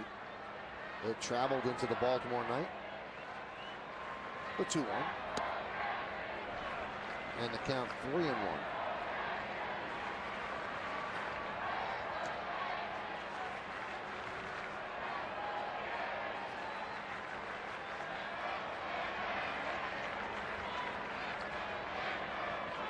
And the pitch. Now 3-2. You know, Michael, if the Yankees win this game tonight, it looks like they're well on their way, leading 12-3. First 6 games, 3 for 24 tonight, 3 for 3. No runs batted in those first 6 games. Sometimes a change of scenery would do well for a ball club and a player. And it looks to be the case for Teixeira tonight. That one's driven deep to center field, but out there is Adam Jones, and he'll put it away for the final out of the 7th. The Yankees did it. They broke it open here in the 7th. Nick Swisher with a bases clearing double. And then right after him, Mark Teixeira. Good to come home again. A 2-run shot. Yankees lead. We go to the bottom of the 7th. The Yankees all over the Orioles 12-3. And as we move along this inning, we'll give you the out-of-town scoreboard brought to you by McDonald's. Head to McDonald's for a refreshing large sweet tea on the dollar menu. Prices and participation may vary. A couple of changes for the Yankees as they pull ahead by 9 against the Orioles. The new third baseman is Ramiro Pena. Alex Rodriguez 0 for 5 tonight. And then the new pitcher for the Yankees is David Robertson. Phil Hughes on his way to going 8-1. He gave the Yankees 6 innings. Finished strong, striking out his final 2. And those are Robertson's numbers so far this year. Still strikes out more than 1 per inning, but 24 hits and 10 walks. That's 34 base runners in just over 17 innings. So that's almost 2 an inning. Not good. And David Robertson, a key for the Yankees, needs to straighten things out. Here's this Turris. And there's a strike. Before the game, Robertson was in the Yankee dugout, and Jim Palmer came over to David and introduced himself and said, "You throw a lot like I do." Straight over the top with the fastball. Robertson has a good sharp breaking curveball. Palmer had that, but he also had a slow breaking curve and an excellent changeup. So kind of led him to his Hall of Fame career. The 0-2. Popped up, shallow center, and Granderson is there for the first out. I told Robertson that my first year in Baltimore that Palmer threw 25 complete games that year. And he said, "What, 25 complete games?" It's a different world. Yes, it is. It's almost as if guys like Robertson would have been out of a job. Jim looks about the same as when he threw 25 complete games. Hall of Fame, 1990. He didn't wear glasses in those days. Neither did I, for that matter.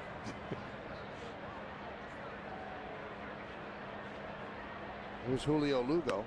Pitches upstairs.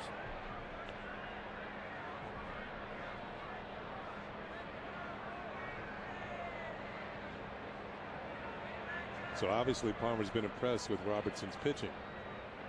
Or certainly at least with the way he throws. Good fastball.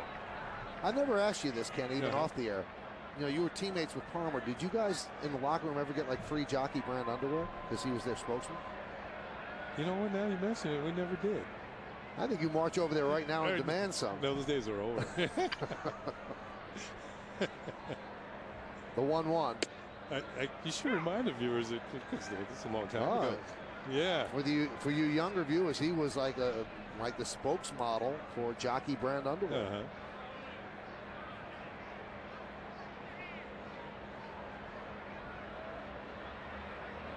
Magazines and billboards, posters. The 1-2.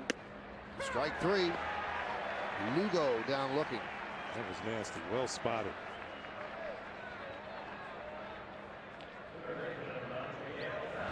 Now, are we going to show him in his? No, his underwear. Okay. Well, he's got him on, but we can't see him. Yeah. This is the delivery now. How close is this being to like Robertson? Straight over the top. Good breaking ball. That's nasty. And his nickname was Cakes. And that was why? Because he ate pancakes the day that he was going to pitch. Ground ball past Pena, so a base hit for Tejada, his second of the game.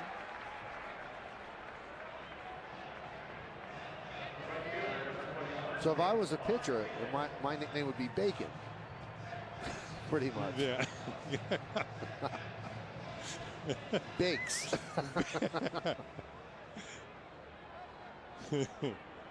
Much to my cardiologist's chagrin. Here's Nick Markakis. Get your exercise, that's all. Markakis 1 for 3. 12-3, Yankees leading the Orioles. You should ask him if he's got any of those posters left. We can get one on the air. But I wonder if he'd be embarrassed now. I bet he has. I bet he carries it with him. I know I would. The 1-0. Now, did you guys used to ride him because of that? No, I mean, gee, he was a teammate. I mean, he was the meal ticket. I mean, he was going to extend winning streaks and stop losing streaks. And the count 3-0 to Markakis. We would write him about he and the way Earl Weaver got along.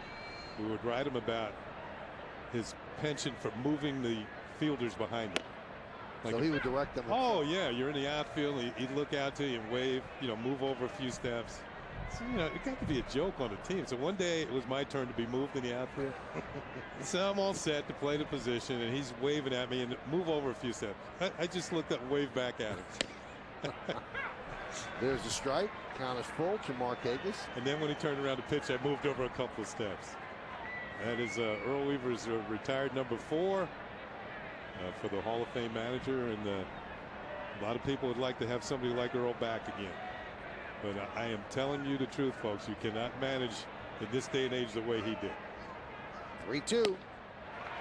Swung on and missed. Markakis down on strikes. For Robertson in the 7th. No runs a hit and 1 man left. Let's go to the 8th. 12-3 Yankees. I'm 1, I'm 2, I'm 3 times all into you. Inside my heart it still beats. I'm 4, I'm 5, I'm 6 at the best of times, but inside my heart it still beats. Bum, bum. Engineered so well, it's been named one of Car and Driver's 10 best more times than any other car. Look for money-saving leases and low financing at your Honda dealer, or go to shophonda.com. Time to add a little fun to your life? A little adventure. A little get-to-know-the-family-again time. See what Massachusetts can do for you. For great deals and endless ideas for your next getaway, visit massvacation.com. 2 coffees for my brother and me, please. Thanks. Got it. Hold this. Getting cash back on your debit card changes everything. Got it. Introducing the Chase Real Cash debit card. Got it. Up to 3% cash back on things you buy every day automatically. Got it. Excuse me. Oh, got it. The new Chase Real Cash debit card. This isn't over. Chase what matters. Hey, gorgeous day, huh? What's up? What is that? That's so weird. What?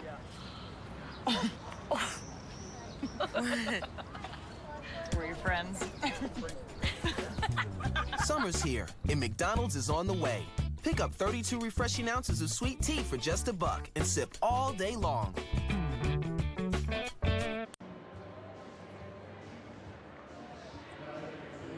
Tonight after the game, you've heard him proudly exclaim, "Yankees win." The Yankees win. Now, the radio voice of the Bombers, John Sterling, reveals how he came up with his now famous call. His secret from the booth is out on the Verizon Fios game wrap-up tonight on My 9 News. I think I was there for his first, nickname for Bernie Goes Boom. I was in the booth with him then. Did you give it a double take or? Well, sometimes I double take the John a lot, but that was a triple take. But he ran with it. Now he's got those for everybody. Alberto Castillo takes over. 12.46 ERA, somewhat zoftig, as Robinson Cano leads off and takes a strike. Yeah, fourth reliever for the Orioles tonight. Mata, Hendrickson, Albers, and now Castillo.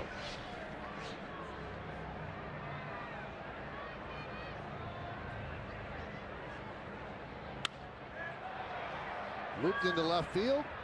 Coming on Montañez, and he makes the play in a very strange way. Looked like he went around Cape Horn to get that one.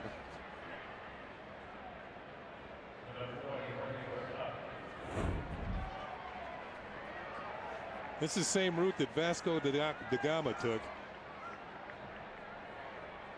As he makes the catch. He made that a lot harder than it was. Yeah, you can smile now because you caught it.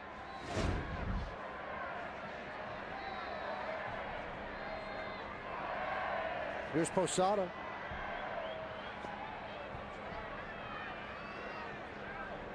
Along with Ken Singleton, I'm Michael Kay, and you are watching Yankees baseball right here on My 9. Yankees lead the Orioles 12-3. That's how we look right there on the left. The 1-0. 1-1. Should get shades like that to match at home. Just pull it down. With my picture on it? Yeah. Both of our pictures? Oh, thank you.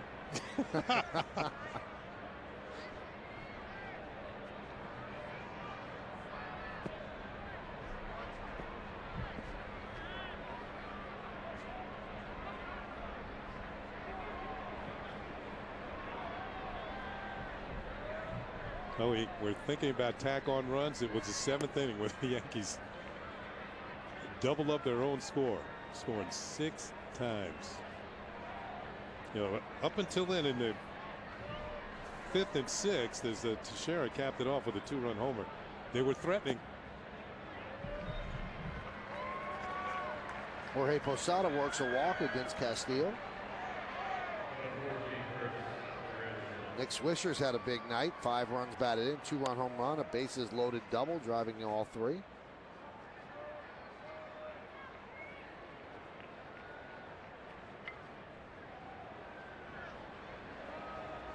That's going to bring up Granderson. Granderson with a grand slam in the 3rd.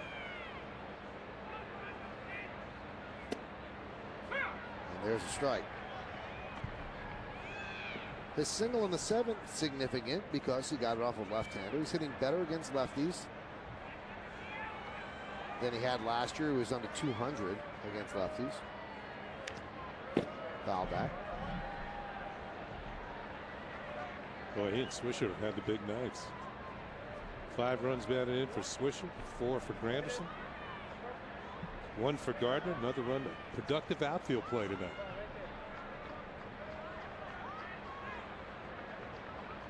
The 0-2. Swing and a miss. So Granderson down on strikes for the 2nd out.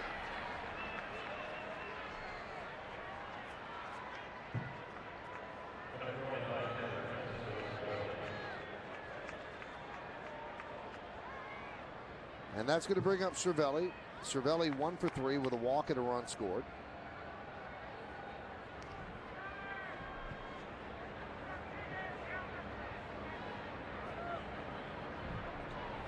His average at 283. Fouled away. Posada still not ready to catch. We showed you earlier working before the game with Tony Pena and just getting into the crouch. That's another step for him, because when you're crouching all that time, putting a lot of stress on the foot that had a broken bone in it. There's Tony and Mike Harkey, the acting pitching coach, with Dave Island on leave. The 0-1. 0-2.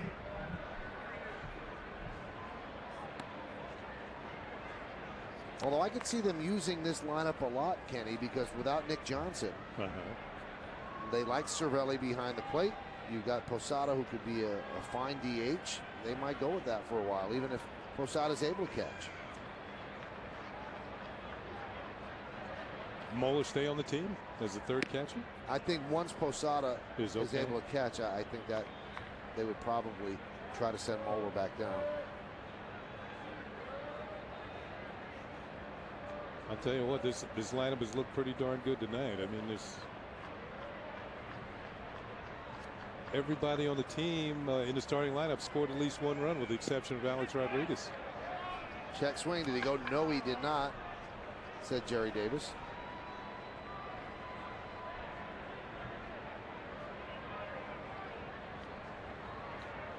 So it's been a night where just about everybody's contributed offensively. 15 hits. The 2-2. Count 3-2.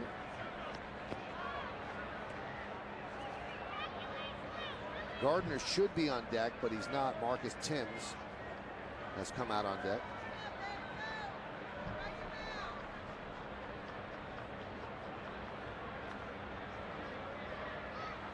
Posada goes. The 3-2 is grounded foul.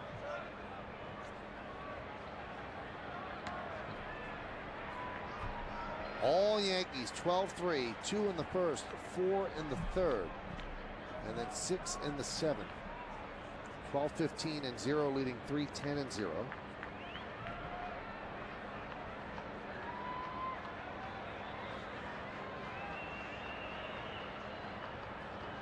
Three-two. Check swing. Did he go? No, he did not. So a walk for Cervelli. And that's going to bring up Marcus Timms to pinch hit for Brett Gardner.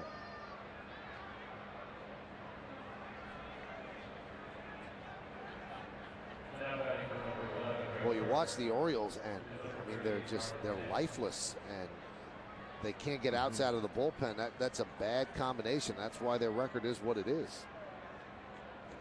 You could bring in John McGraw. I don't know if he can win with this team. No, it's tough.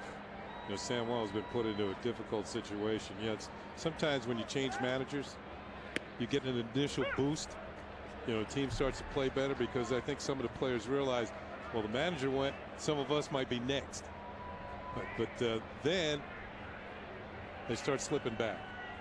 But they didn't even get that initial boost with him. Yeah, no, they won on Sunday against Boston. But he had managed 5 previous games before that, hadn't he? No, you're talking about Samuel? Yeah, didn't Samuel? He took over after the Orioles were swept by the Yankees. When they first got home, right? He took over, and then they lost until Sunday. Yeah, what was it, 2 games? 2 games. Yeah. So he was 1-2. 1-2. Yeah, for some reason I thought the Orioles series at the stadium was on the weekend. Okay, so that was. Yeah, that says it all. That's never a good sign when that happens. He's drinking the water through the bag.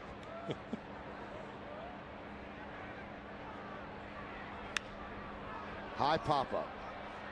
Is Torres, makes the call and makes the catch for the final out of the 8th. No runs, no hits, no errors. 2 men left. We go to the bottom of the 8th. It ain't pretty. 12-3 innings. A 14-piece fan feast at KFC. 14 original recipe or grilled drumsticks and thighs, 2 large mashed potatoes and gravy, large coleslaw, and 6 biscuits, just $19.99. Feed 6 for less than $3.50 each, with enough for leftovers. The 14-piece fan feast, just $19.99 at KFC.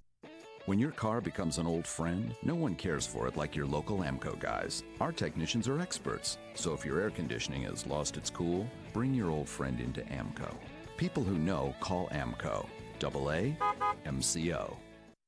Crosses in. The visiting team just scored a goal.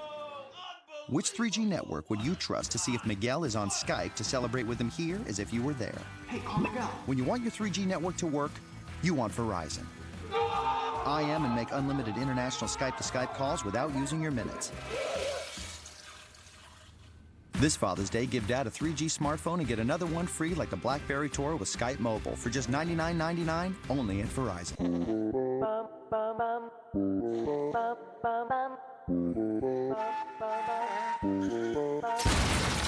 Sweet Million is sweeter than sweet, which is sweet.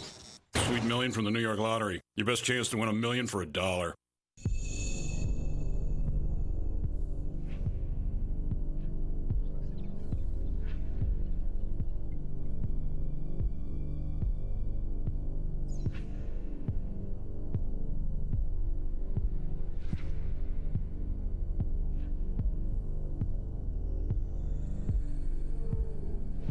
Lease Ford Escape for $239 a month and enjoy a 24-month subscription to Sirius at no extra charge.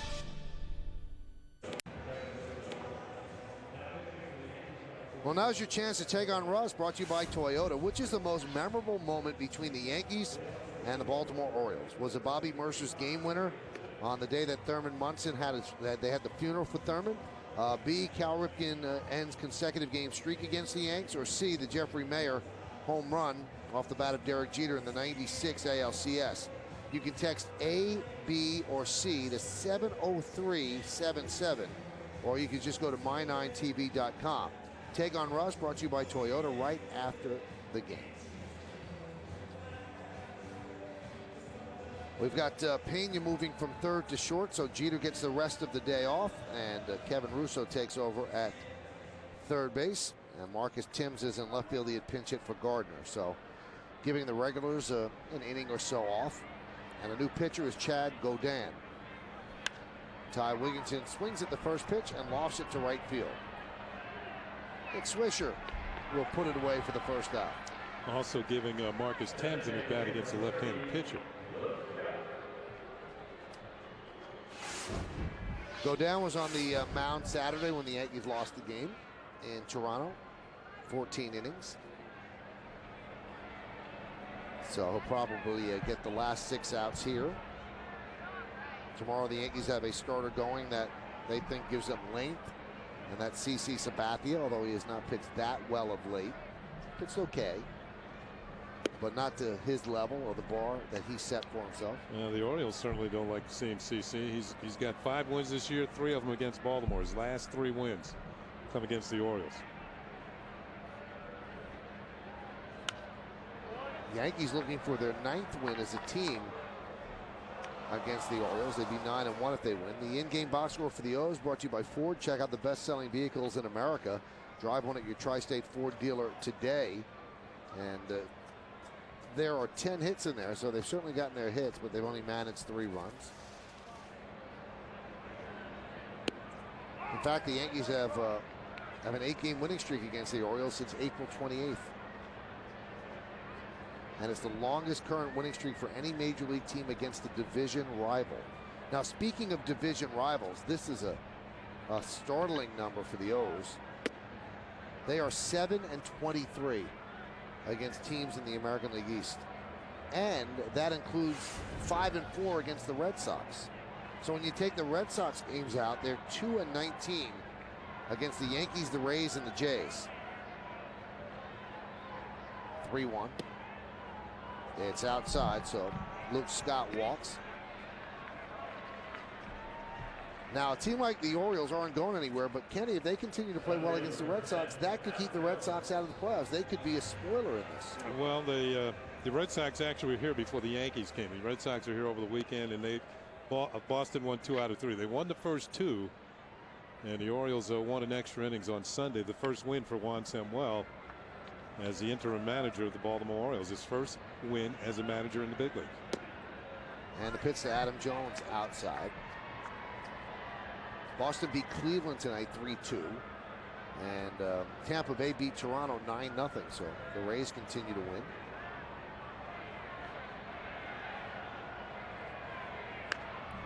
Ooh. Adam Jones in on the hands, and he pops it up behind the plate. That almost took a thumb with it. That was really in on the hands.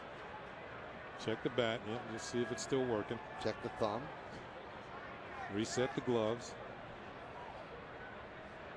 You know, one thing they're talking about speeding up games. Back in the day, when they're going back in the day, there were not batting gloves. I mean, hitters didn't use them back in the 50s and in the early 60s. You look at the record for the Yankees against the rest of the division. I believe the only Yankee that doesn't wear batting gloves now is Posada. But, you know, the readjusting of the gloves after every pitch or every swing. You know, did you wear gloves when you played? Yeah, I did. Did you readjust? You got to adjust. And Cervelli also doesn't wear batting gloves. The 2-1 fouled away. You know, the thing about it is that I used to wear one. If it was cold, I would wear two.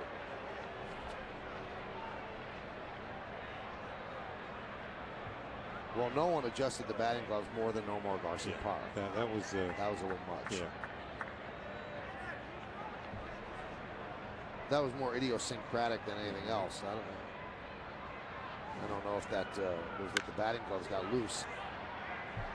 I've seen the commissioner of baseball, Bud Selig, quoted that he said he doesn't understand why, if you take a pitch where you didn't swing, why you'd have to readjust the batting gloves. I mean, they didn't get loose if you didn't swing. Good point.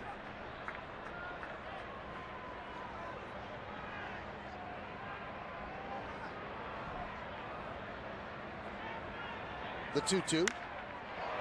Driven out to right center field and deep. Granderson back on the track at the wall. See ya. Home run, Adam Jones. 2-run shot. Yankee lead is 12-5.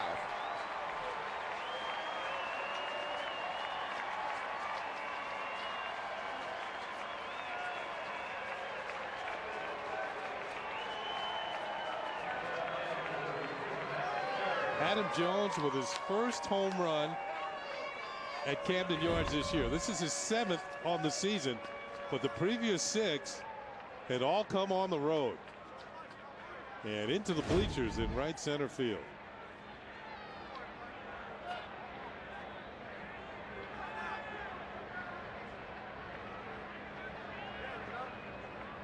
Something gets loose in left field, and Marcus Timms, I don't know if it's a ball. It certainly wasn't a baseball.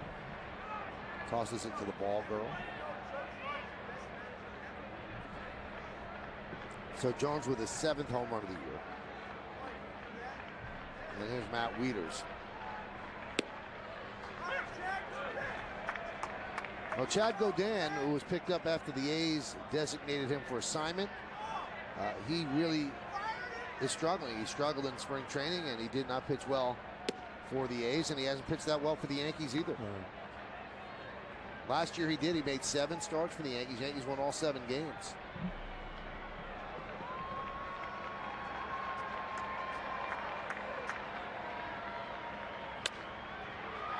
Pass to diving Teixeira into right field. So Wieters with his 3rd hit of the night.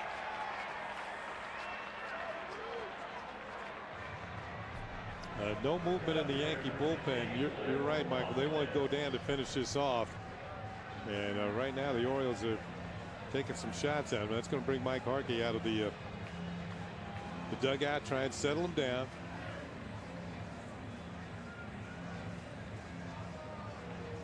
Little pep talk.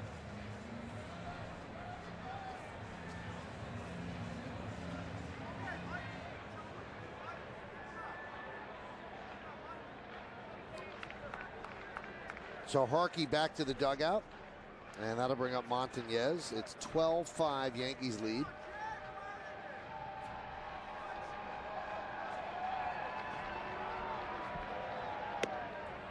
And there's a strike.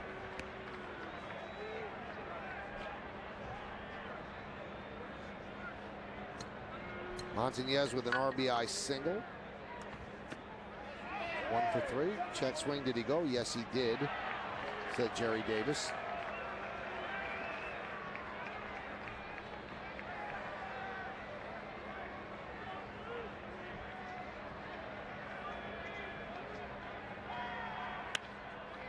Soft ground ball to Cano. He's going to take the sure out at first. It does just that as Wieters moves to second.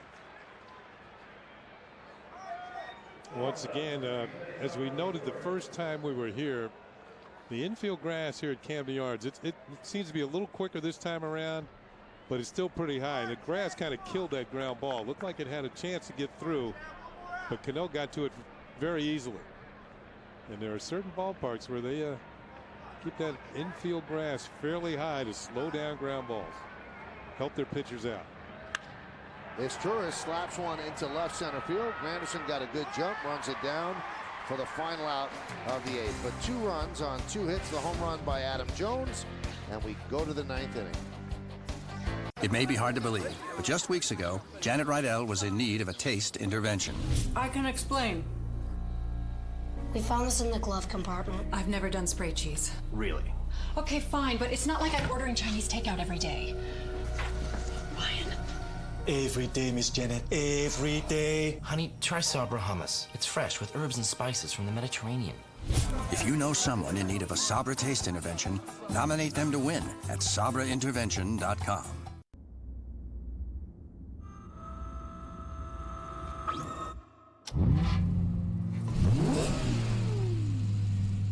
We gave it the power of a supercar. Then we gave it the precision of a Lexus. And in turn, wrote a new definition of what's possible for an automobile. This is the pursuit of the impossible. This is the pursuit of perfection. Time Warner Cable TV customers, you can get 6 months of DVR service free. That's right, 6 months of DVR free. Just add Roadrunner High-Speed Online and Digital Phone to get the all the best triple play. You'll get 3 great services for just $99 a month for the first year. And 6 months of DVR service free. Call 877-303-0923. This offer ends Friday. Call 877-303-0923. This fall, get in on the fun. Get to know the lingo. A sticky flapjack. Sacramento turtleneck, a greasy kayak. Don't make it sound ridiculous. It's a cockamouse. How I Met Your Mother. Get into it 5 Coming days this a week. Fall to My 9.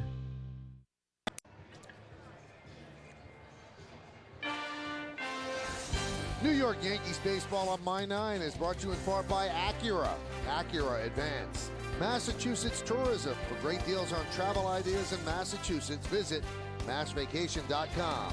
And by the New York State Lottery. Hey, you never know. The waters are still. The offense is not. 12-5, 17 runs combined for these two guys, these two teams. And the first pitch to Kevin Russo is a strike.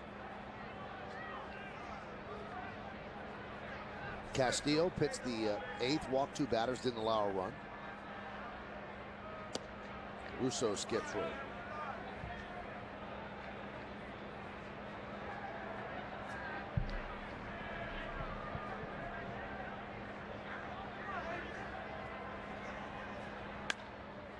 Popped up.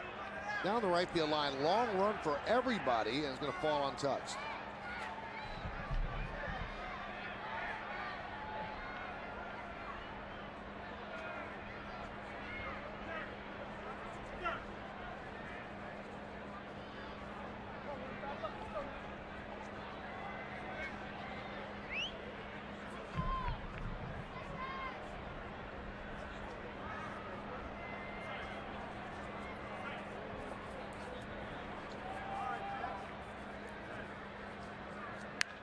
Ripped foul. Ooh.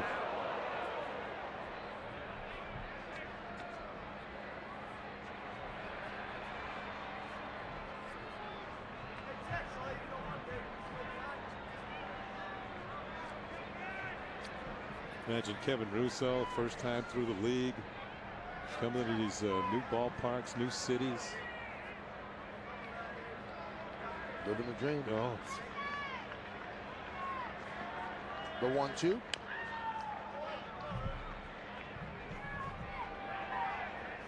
Remember the first city I played a game in the major was Chicago, and remember riding on the bus to Wrigley Field. Just looking at this, I've been to Chicago before as a youngster because my mom grew up there. But just looking at the sights. Well, Russo likes this so much he's extending the at-bat.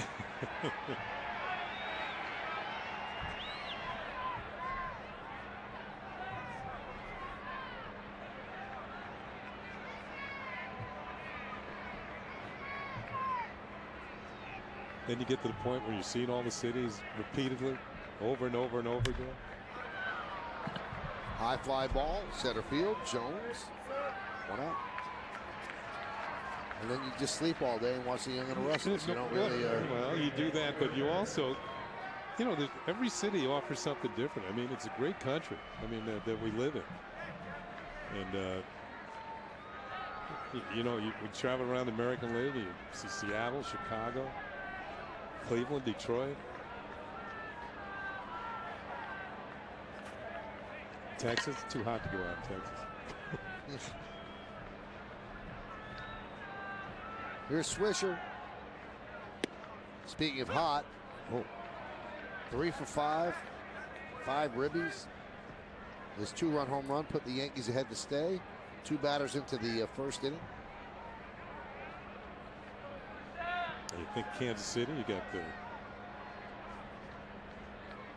great rib places, you know, to eat. California got the beach. Seattle's a great walking around city. Great city to walk around in. And New York, you have it all. You got that right.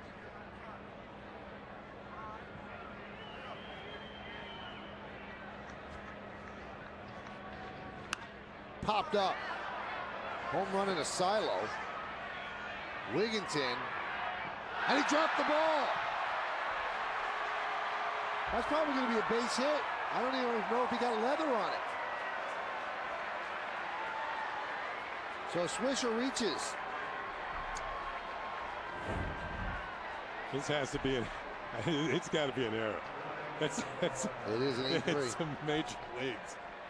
I don't know if there's any confusion between the two, but Wigginton actually reached for it. You're right, Michael. He didn't even touch it.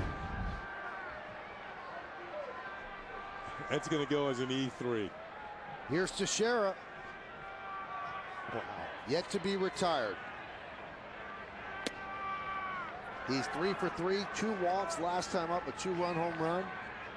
And he has the average over 220 now at 221. So a 10-point jump.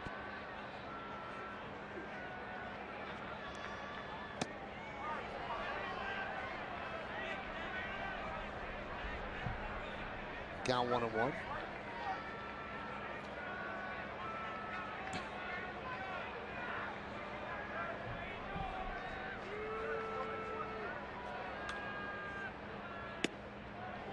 And a strike.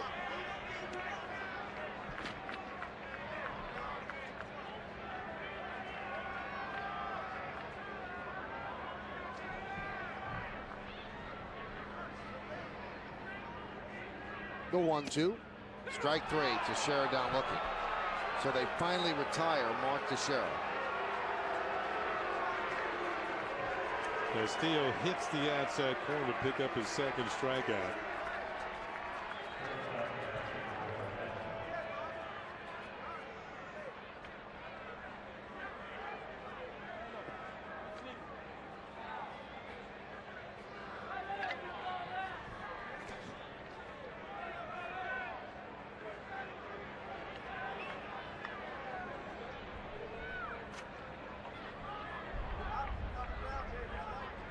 So here is Pena in the cleanup spot for the Yankees. Alex Rodriguez was 0 for 5 tonight.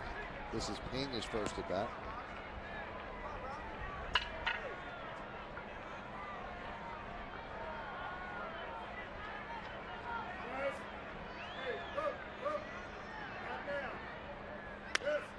Chop toward first. Wigginton handles this one. He steps on the bag, and that will do it.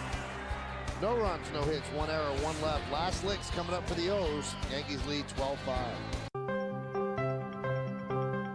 Hundreds of ideas and innovations come together to create an entirely new luxury sports sedan.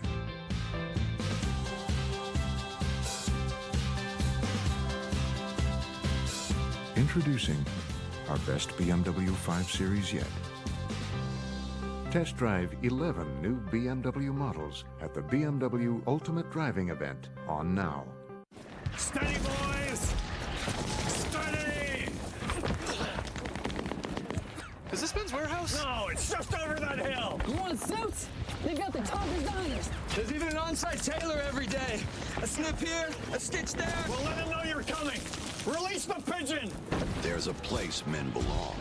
That place is Men's Warehouse. Right now, during our summer sale, buy one designer suit and get one free. I guarantee it.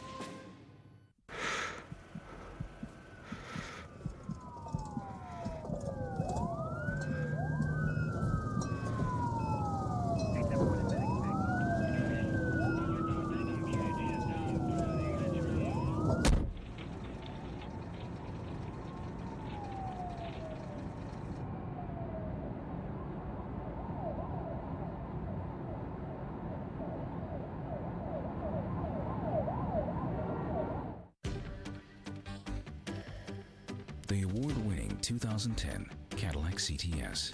The car and driver 10 best for the third year in a row. Attractive offers now available on the 2010 CTS at your Cadillac dealer.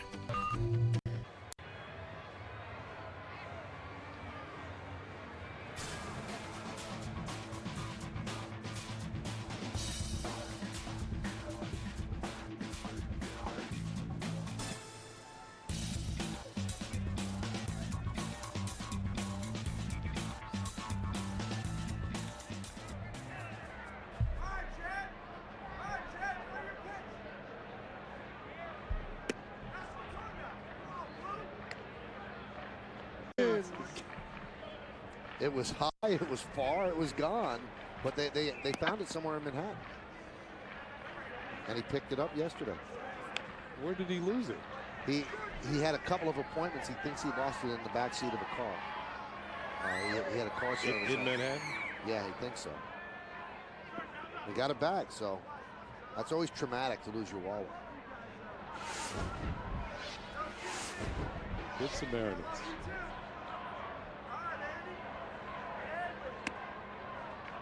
Now 2-1.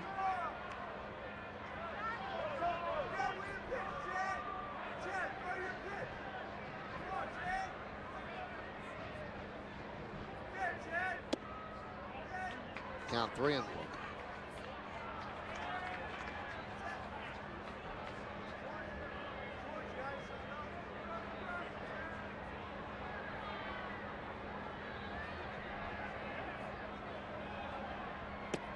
And he walked him.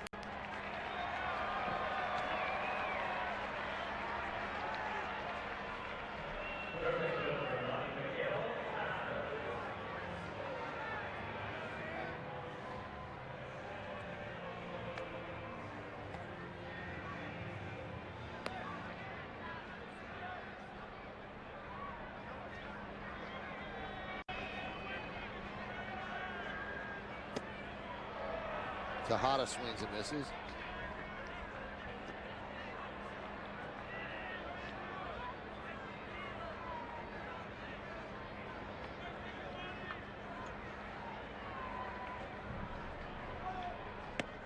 There's a strike. Count 0-2.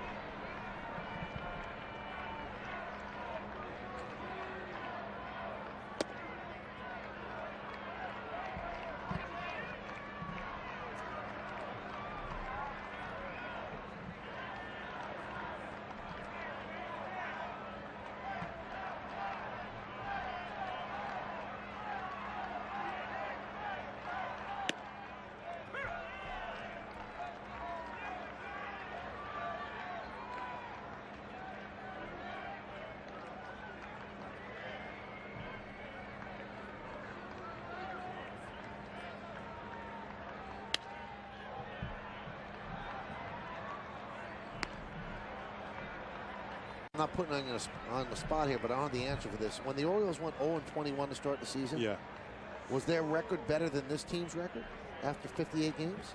They started to win a little bit more. And they were 15-43.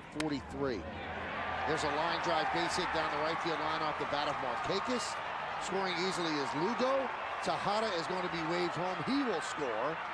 And it's a 2-run double for Markakis, and it's 12-7 Yankees.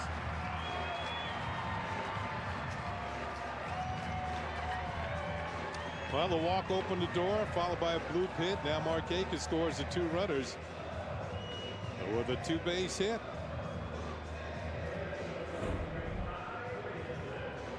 Target was away, the pitch was low and in, and this is tailor-made for a left-handed hitter. Just rips it over to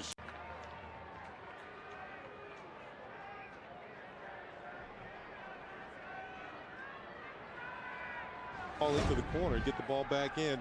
Mike Harkey's on the phone, checking on Mitre. There's Ty Wigginton. Oh, what a scoop there by Cervelli. Just let me get everything that straight for everybody. If the Orioles lose tonight, they're 16-42. 1988, they started out 0-21. At this point, they were. And through 58 games, they were 15-43. So they were 1 game worse.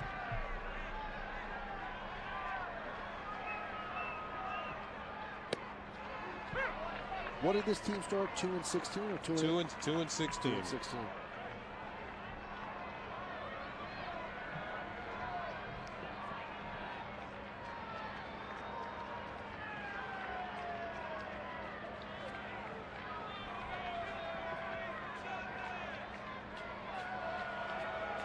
And Cervelli is going to talk things over with Godin. 29 hits and 19 runs.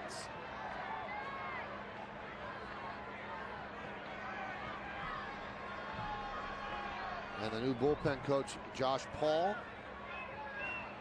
talking with Mariano just in case. Pitch way outside. That 88 team, Michael, finished 54 and 107. So they did rally somewhat. And as we mentioned earlier, the 62 Mets were 40 and 120 with 2 rainouts.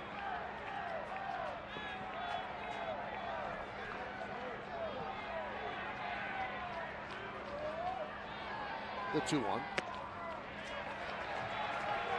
Everything is riding outside to the right-handed hitters. They count 3-1.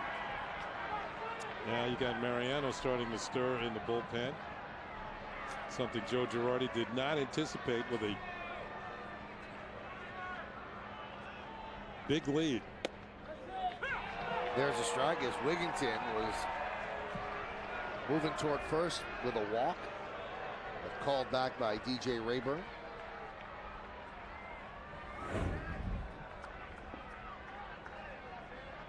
Yeah, had plenty of plate.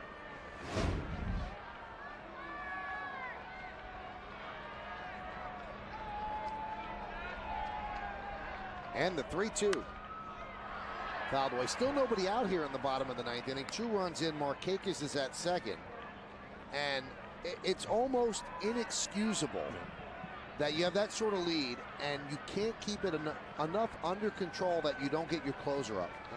The fact that Mariano Rivera had a warm-up in a game that the Yankees were winning it at one time 12-3, it's inexcusable. High fly ball.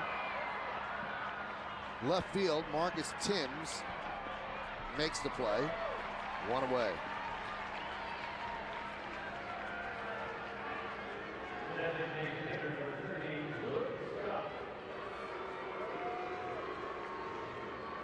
And that's going to bring up Luke Scott.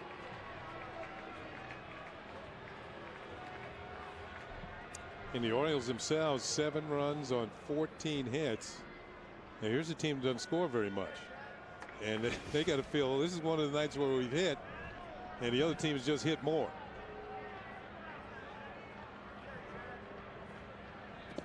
I mean, a majority of their games, they've scored 3 runs or less in over 50% of their games. So the offense for Baltimore has come through, but the Yankee offense has come through even more.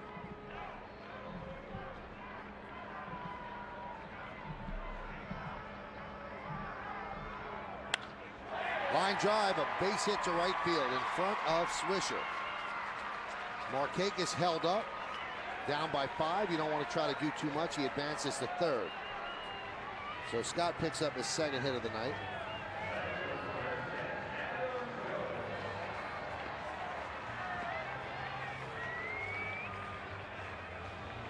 Well, the reason they have up Mo, if one more guy gets on, then it's a save situation, because that would mean that the tying run would be on deck.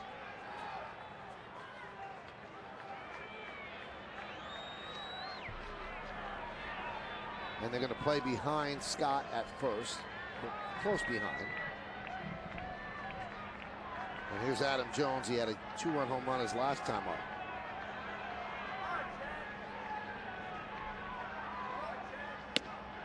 There's a strike. Godin was in spring training with the Yankees, one of the 5 pitchers battling for that 5th spot. And now he's trying to close a game for the guy who actually won that battle. Phil Hughes was looking to go 8-1. Little sink on that fastball underneath the hands of Adam Jones for strike 2. There you go. Dan went to Oakland, did not distinguish himself there. Got a second opportunity with the Yankees. Trying to pick up some final outs here. And he strikes out Adam Jones. And the O's are down to their final out. Yeah, you just saw a reason why I don't think Adam Jones is a real viable candidate to be a leadoff hitter. He's undisciplined as a hitter. And it doesn't seem comfortable when he gets to 2 strikes. And leadoff hitters are supposed to take a lot of pitch. That pitch was not near the strike zone. And he kind of just struck himself out. He hasn't walked very often this year. I think only about 5 or 6 times at the most. Here's Matt Wieters, who's 3 for 4. And this should do it. Pena goes the short way, and they get the force, and the Orioles lose this one 12-7 as the Yankees take the first game of this 3-game set. Robinson Cano with 3 more hits, and Phil Hughes picks up his 8th victory of the year against 1 loss. A grand slam by Curtis Granderson, 5 RBIs by Nick Swisher. Wow, we've got a lot of awards to give out. You gotta stick around. Big win for the Yankees, as they've now won 2 in a row. They win this one 12-7. Stay right where you are. Hey, gorgeous day, huh? What's up?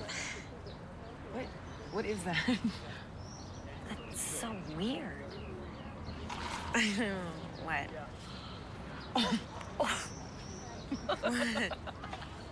We're your friends.